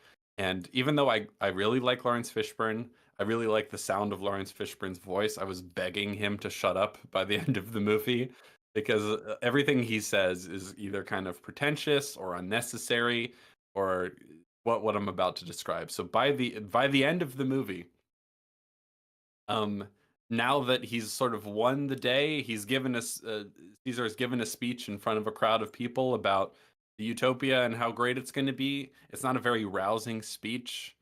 I don't know why anyone is convinced by it, is what I'm getting at Did he there. not quote There, Hamlet this time? no, not this time. Eventually, on screen, they show, because they've been doing this throughout, like carved into stone. There have been like these titles and quotes on screen from time to time. By the end of the movie, there's like what you might call Francis Ford Coppola's rewrite of the Pledge of Allegiance. I'm not joking. His rewrite of the Pledge of Allegiance is this sort of like globalist human, like we're just like one species, man. Like I pledge my allegiance to humanity, bro. I don't remember the exact words, but it's that level of like I pledge my allegiance to humanity and the earth and to the well-being of all species and everything. It's this weird. Here it is. I pledge allegiance to our human family and to all the species that we protect, one earth indivisible, with long life, education, and justice for all. Yeah, that shit sucks. It's so lame. It's so like, oh, long life for all. You're just gonna like that's going to be a right you have according to the government. Really, have you thought about any of this? Also, like, I don't know. I don't really have any respect for anyone who thinks that we can have like a one world, one society government with no borders and no countries. I don't have any respect for anyone who thinks that's possible because I just don't think you understand anything about human beings. You even think that's possible. It's really cringe. I don't like it at all. And it's cringe because he thinks like, oh, that's all it takes, man. Like it's really sincere on his part. He really thinks that this is the key to the future that would be a utopia for humanity. We just gotta come together, man, as one species, bro. It's lame. Surely we're beyond wars of religion. Why It was must people. Isaac Asimov. it was the dawning of the age of Aquarius. Yes. But here's the thing about the Age of Aquarius is that's a dope fucking song, at least. You know? Yeah. Even if it's got that sort of hippie-ish idealism with no grounding in reality or the way the world actually works or what people are like, at least it's a good song, you know? This is not at least it's a good movie, I would say. Yeah, it's hippy dippy BS. It's a delusional aging hippie who doesn't understand why people don't respect his creative genius and how he doesn't. I made a tweet about this. I didn't tell you about this, Hugh, but I said that in this respect and only this respect, Megalopolis is quite a bit like the Fallout TV show, and that it's about how utopia would actually be super easy to achieve if a whole bunch of greedy, powerful people weren't standing in the way. And of course, if we had a magical bullshit technology that solves all our problems. Like Yes. that's the stunning and brave stance that the movie and the Fallout TV show take. Is that man, we could have the utopia so easily if only we believed in a whole bunch of like vague hippy dippy BS, and also we had a technology that solved all our resource scarcity problems. And it'd be so easy, dude. And it's just so kind of telling and embarrassing that the only way these sort of people can imagine a utopia is through a magical technology that probably can't exist. That they Yeah. can't even imagine how it would exist. Yes, exactly. Yeah, What if there because was something? Okay, but like, how would that work? But like what if it just was? Kevo says, reminds me of the Rags quote making fun of Wonder Woman, like we should just make war illegal. Yeah, like it's kind of on that level of social commentary. That's the Neil Breenness coming in, but it's, I don't know, the movie wants you to take it very seriously. And that sort of self-seriousness overwhelms the campy fun for me, and it kind of ruins the experience because I'm like, I don't believe that his Pledge of Allegiance, his kind of vague but gestural vision of like what it would take for humanity to just like come together, and all it would take is for humanity to realize that we're all one species and we're here to take care of the planet, and the government needs to provide long life and happiness and justice for all, and that's all it would take. And if we just realize that and stop being greedy, everything would be okay, dude. Sure.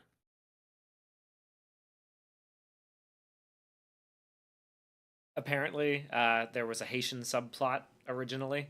No way.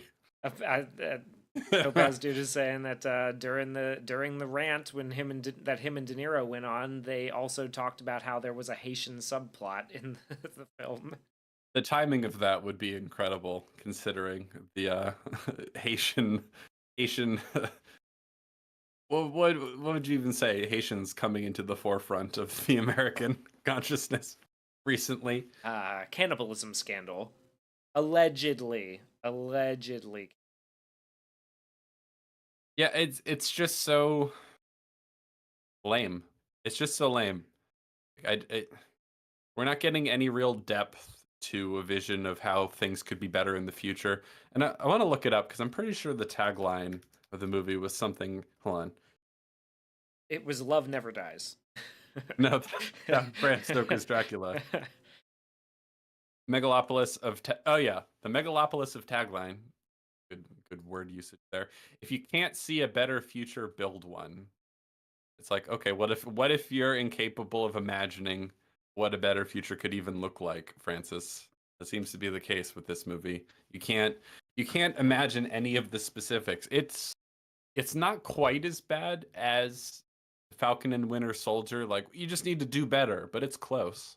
It is. So, okay, here we go. Many highlight. This is from Twitter. Many highlights to cover, but my favorite part of the Megalopolis Q&A was when Spike Lee made a joke about eating cats and dogs, and then Coppola proceeded to go on an extended monologue about how he loves Haitians so much that he almost included a subplot about them in the movie.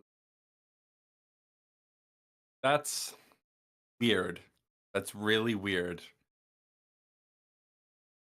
But why, like, And that's so weird. That is a very weird thing to do. Sounds like something that a Gooner pot smoker might say. Like, why would he be obsessed with Haitians?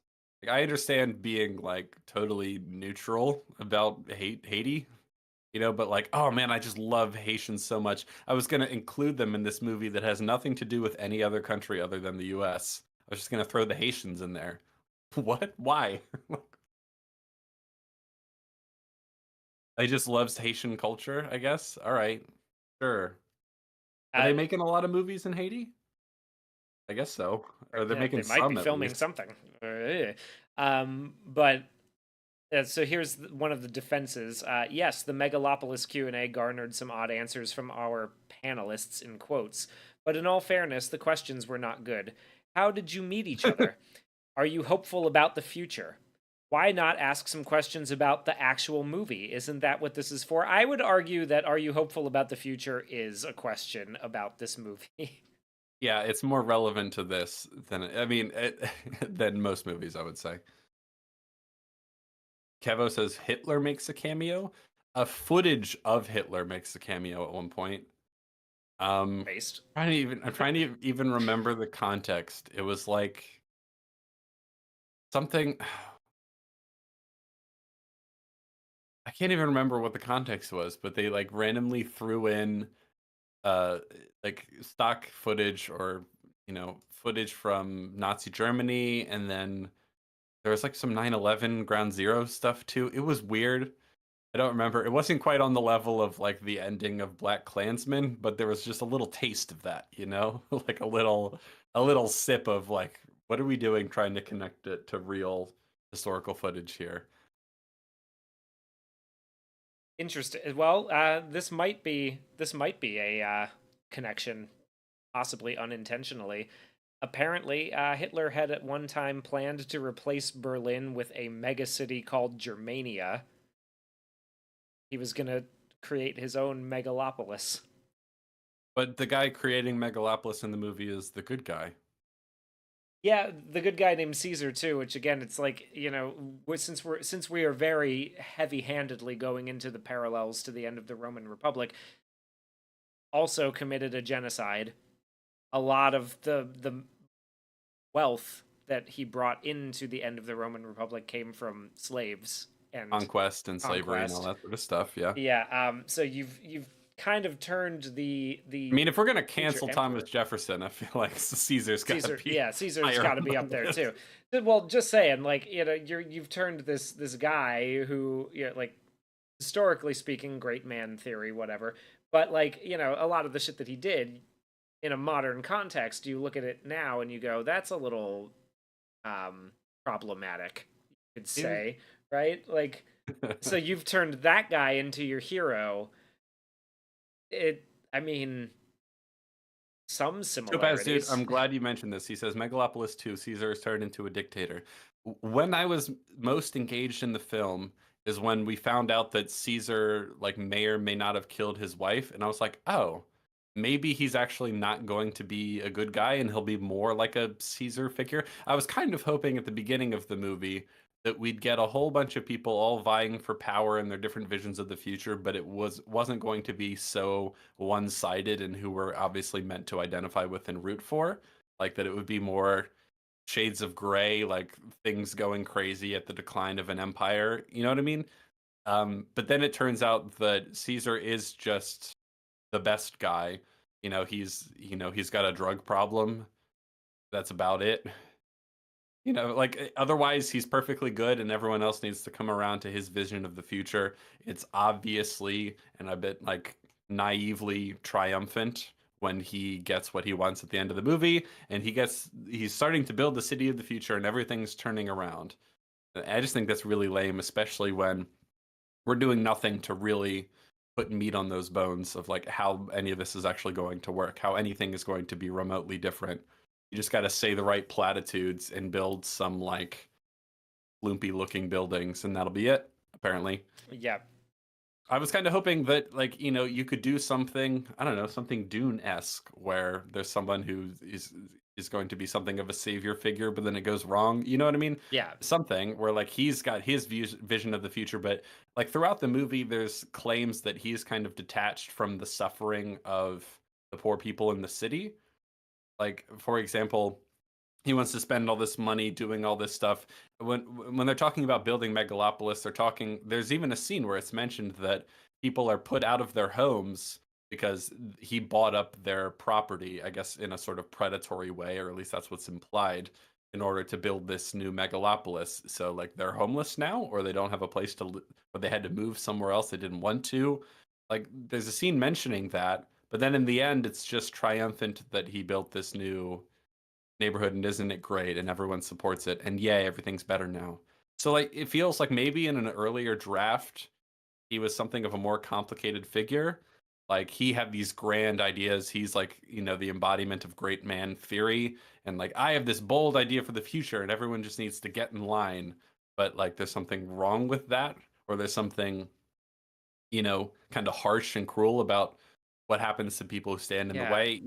Maybe we'd explore some of that. No. I think a lot of that comes though not from him, but from the historical context he's aping off of to create the story. Like that's what it Yeah. seems like to me anyway, is that he's stitched together this drug-addled vision of what like layering the end of the Roman Republic on top of like our modern system would be. And he's kind of identified with Caesar in some vague degree, But then, except that he is nothing like Caesar in any meaningful sense. yeah, yeah, but like he That's the thinks problem. he is. I would be my. I don't know, man. He's so high that I don't. This is the clearly the work of someone who has been stoned for a while. You know what I mean? It's just it doesn't come together. It's not quite coherent. And so yeah, like there's allusions obviously to Caesar and the fall of Rome and all that stuff, but he's rewritten all those characters to be very different from who they are historically that it, it's not landing. No, yeah, and I think a lot of the like the interest in that, the fact that the end of the Roman Republic is a very interesting and drama-ridden story with a bunch of characters who like have a lot of appeal throughout the years, right? Like there's a reason that one of Shakespeare's most famous plays is about Julius Caesar. There's that the Roman Empire meme, like men thinking about the Roman Empire is so prevalent on social media, right? Like it's something that speaks to some grand story that we find interesting as a people, at least, and borrowing from that lends this movie some weight, but then he does nothing with it and kind of just turns it into a weird incoherent soup of those ideas, you know that which is just not not a great. I I wouldn't say that I recommend it. I mean, there's some interesting stuff, right? But you know, I, I'm sure eventually we'll get around to the point that this attracts people the way like movies like The Room does. Where like you'll get Not, screenings together, maybe to look at how I don't silly it think is that so. John Voight has a boner. I Maybe, don't think so, honestly. I don't think it's because the charm of The Room and, Birdemic and Neil Breen movies is that they're so bad, but the director has no idea. This is kind of too in the middle. It's too legitimately good sometimes because okay, and then just kind of annoyingly naive in other times. I just don't think it has that appeal or enough of that appeal to be a so bad it's good classic. I think it has a sort of interest in a meta sense as what happens when an aging hippie director spends all of his own personal money on a passion project that just doesn't land for people and everyone goes, "Oh, that was weird. That was a weird mess. There was some good stuff, but I don't know. I don't know what you were thinking on this one." And then it doesn't make its money back and people look at it and some people will look back and go, I'm just glad he made the movie he wanted to make. It's out there and crazy. I don't think it'll have a cult following or anything really. I can't imagine it being a so bad it's good classic. yeah. I mean, I probably would have enjoyed it a lot more if it had more of the so bad it's good feel. Like The Room Yeah. or a Neil Breen or like a Fast and Furious. Like there's a lot going for those where I can grab on to, and at least Fast and Furious, as incoherent as a plot like and wild and crazy it gets, it's there's a plot and there's a story, like Yeah. what the goal is, right? Like Yeah. Vin Diesel has to stop gay Joker from destroying the Vatican. Like we've got some wild therapy working out on screen there, but it's in a coherent story. Now, this, like I said, within an hour, I'm like, I can tell it's not going anywhere. I know it's it's not gonna. gonna this is not going to appeal to the popular entertainment crowd. You know what I mean? It's too strange. It's too artsy and over the top in terms of its visuals and stuff like that. I think the one thing that helps because I saw it with a theater full of people and there were some walkouts, but then there were some people who I wouldn't have expected to be in this movie who were there and like I heard them laugh and go like, "What the fuck?" at a lot of stuff happening. So I think it has some appeal as just a wild and unusual and unique cinematic experience, but clearly it's not motivating a lot of people to go see it. It's not going to do very well at the box office. I really don't think this movie will have much staying power. I think it will be something of a cultural reference for, you know, any future discussion about like passion projects or self-financing a movie that a studio wouldn't want to touch. Like this seems like probably the definitive version of that. I think it'll be remembered for that. But I don't think really anyone will be talking about it far into the future. We might get some video essays on it now about how it's actually great. But I don't even see it re-entering the conversation in 5 years. I don't know why it would. Exactly. It doesn't seem to have a ton of rewatch value, especially from a story standpoint. Some people might find it like, oh, just fun to throw it on and go, wow, isn't that a crazy movie? And just like, oh, it's a vibe because of all the crazy visuals, I guess. Like, sure, I guess, but not most people. Most people, this is going to kind of fade from the conversation. It'll be like a little fun note in in the history of Francis Ford Coppola that he finally made his passion project, and everyone went, huh, all right. Yeah. Well, I mean that's Megalopolis for pretty much better or worse. Topaz Dude says, I like directors that keep going until the wheels fall off. Not a fan of guys like Tarantino who try to curate their legacy. Mm, Um, I I would like Quentin Tarantino to keep making movies and not stop at 10. Like he is very much obsessed with his legacy and his self-image as a director. Like clearly, I think maybe to an extreme degree. He wants to stop at 10 and go like, "That's it. I'm done." And then all 10 of my movies will be good and I'll leave a great legacy and I don't want to keep going until I'm making mediocre stuff. And like I can understand that, but I some just degree, yeah. he's still good, so I don't want him to stop. You know what I mean? Like, Francis Ford Coppola hasn't made a truly great movie in decades, Yeah. whereas I don't think any of Quentin Tarantino movies, like I think all of the movies Quentin Tarantino has made are at least good. Yeah. Some are great and some are like, it's good, you Yeah. know. There are So some that I he's prefer, and then there are your Hateful Eights and all that, which are still good and shot really well, but they don't hit with me the way the others do. But yeah, yeah. that's fine, and I think he's you know I I think he's still got it, and I would like to see. Yeah, I understand and appreciate his ideas of trying to sort of keep himself, I guess, thought of well.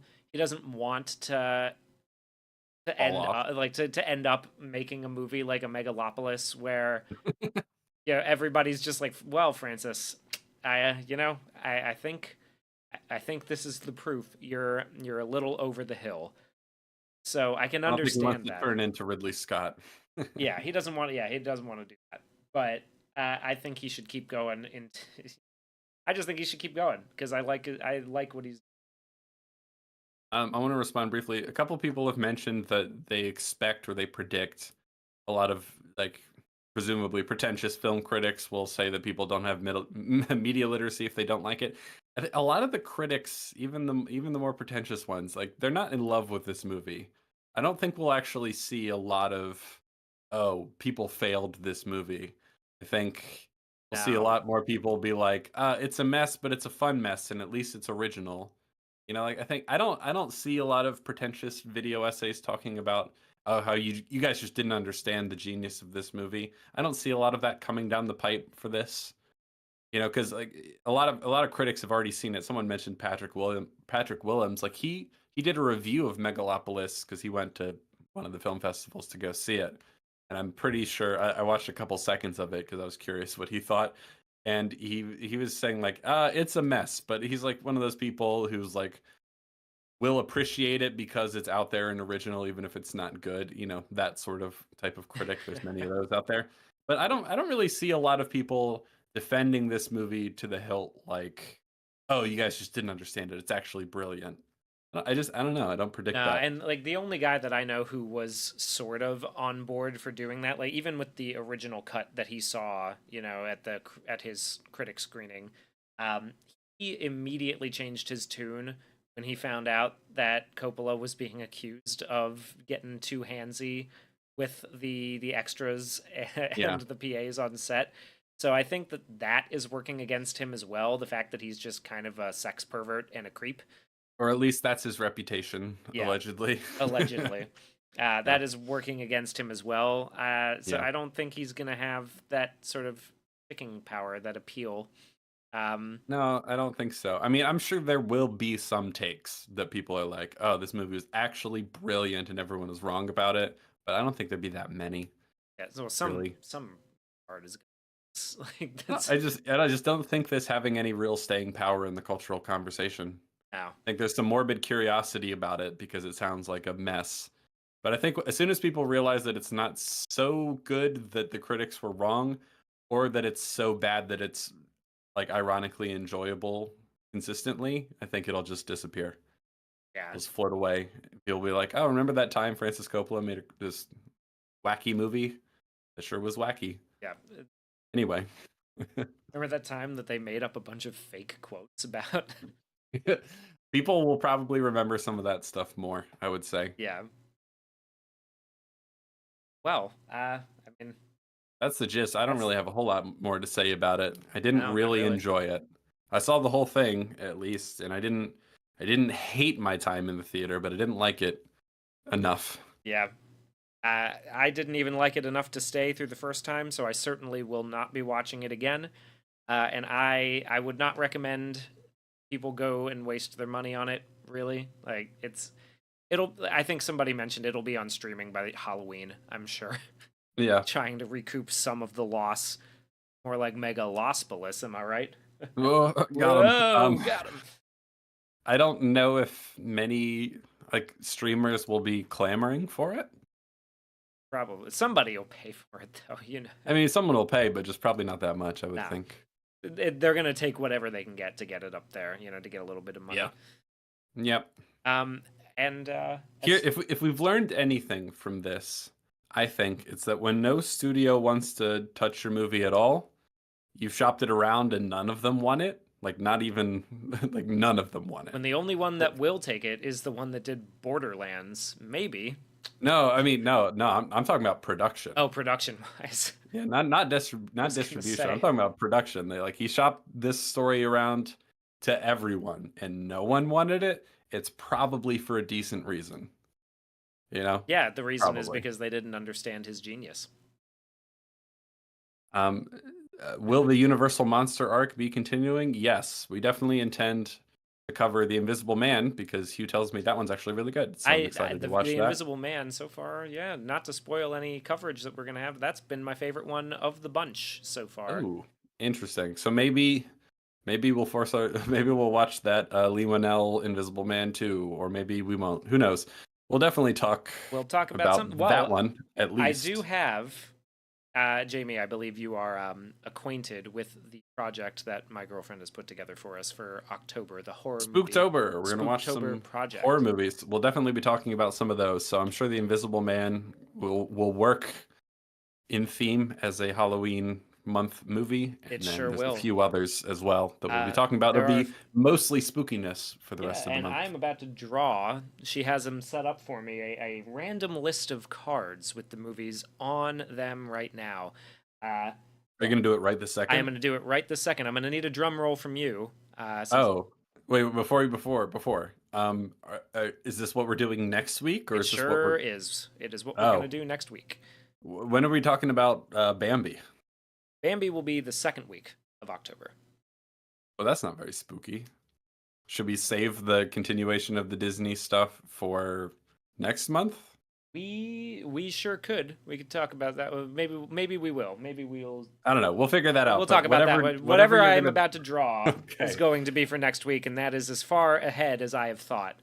Well, I don't know if I can do a drum roll and have the mic pick it up because Discord is Oh, okay. No, there's some Discord sounds, but there's no drum roll. There's a badumps. I don't know if you heard that on your end or not. I think I'm pretty sure I did. All right. Yeah. Okay. Save that for I did when not pick it. have a drum let's go. roll. All right. We're gonna draw We're gonna draw right now, and it's gonna be Mars Attacks. Oh boy, I've been looking forward to this one for a while. Mars Attacks. So spooky. Oh Spooky. We're man. starting off strong. Mars Attacks, 1996. Oh boy, Nikki has not seen this one. My girlfriend is not aware of Tim Burton's masterwork, you might call it. I certainly would. Mars Attacks. Oh boy, I'm I'm quite fond of Mars Attacks as a funny, wild, crazy movie. So I'm looking forward to that. I guess that's what we're talking That's about a nice next week. follow-up to this one, I think.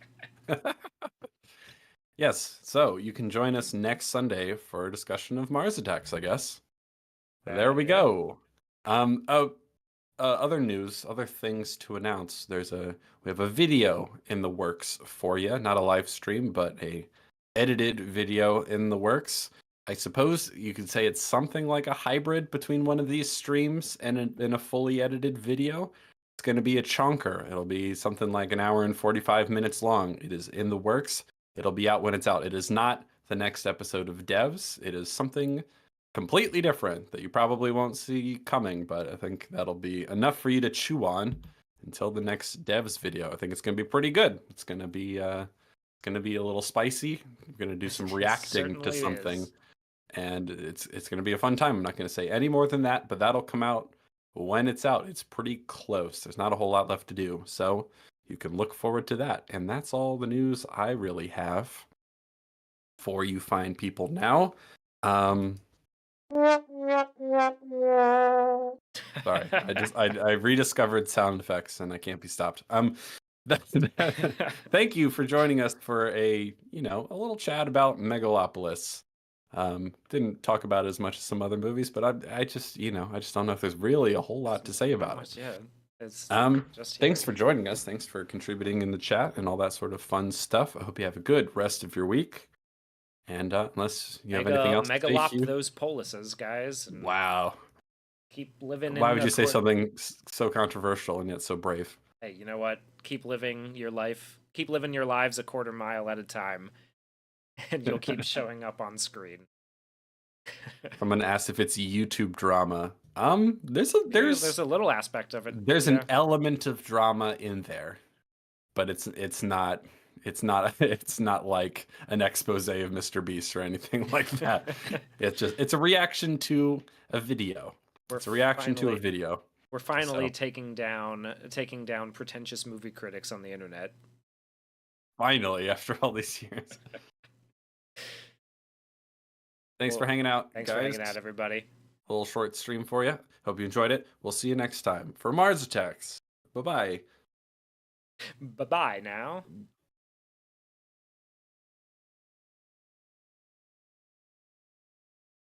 The thing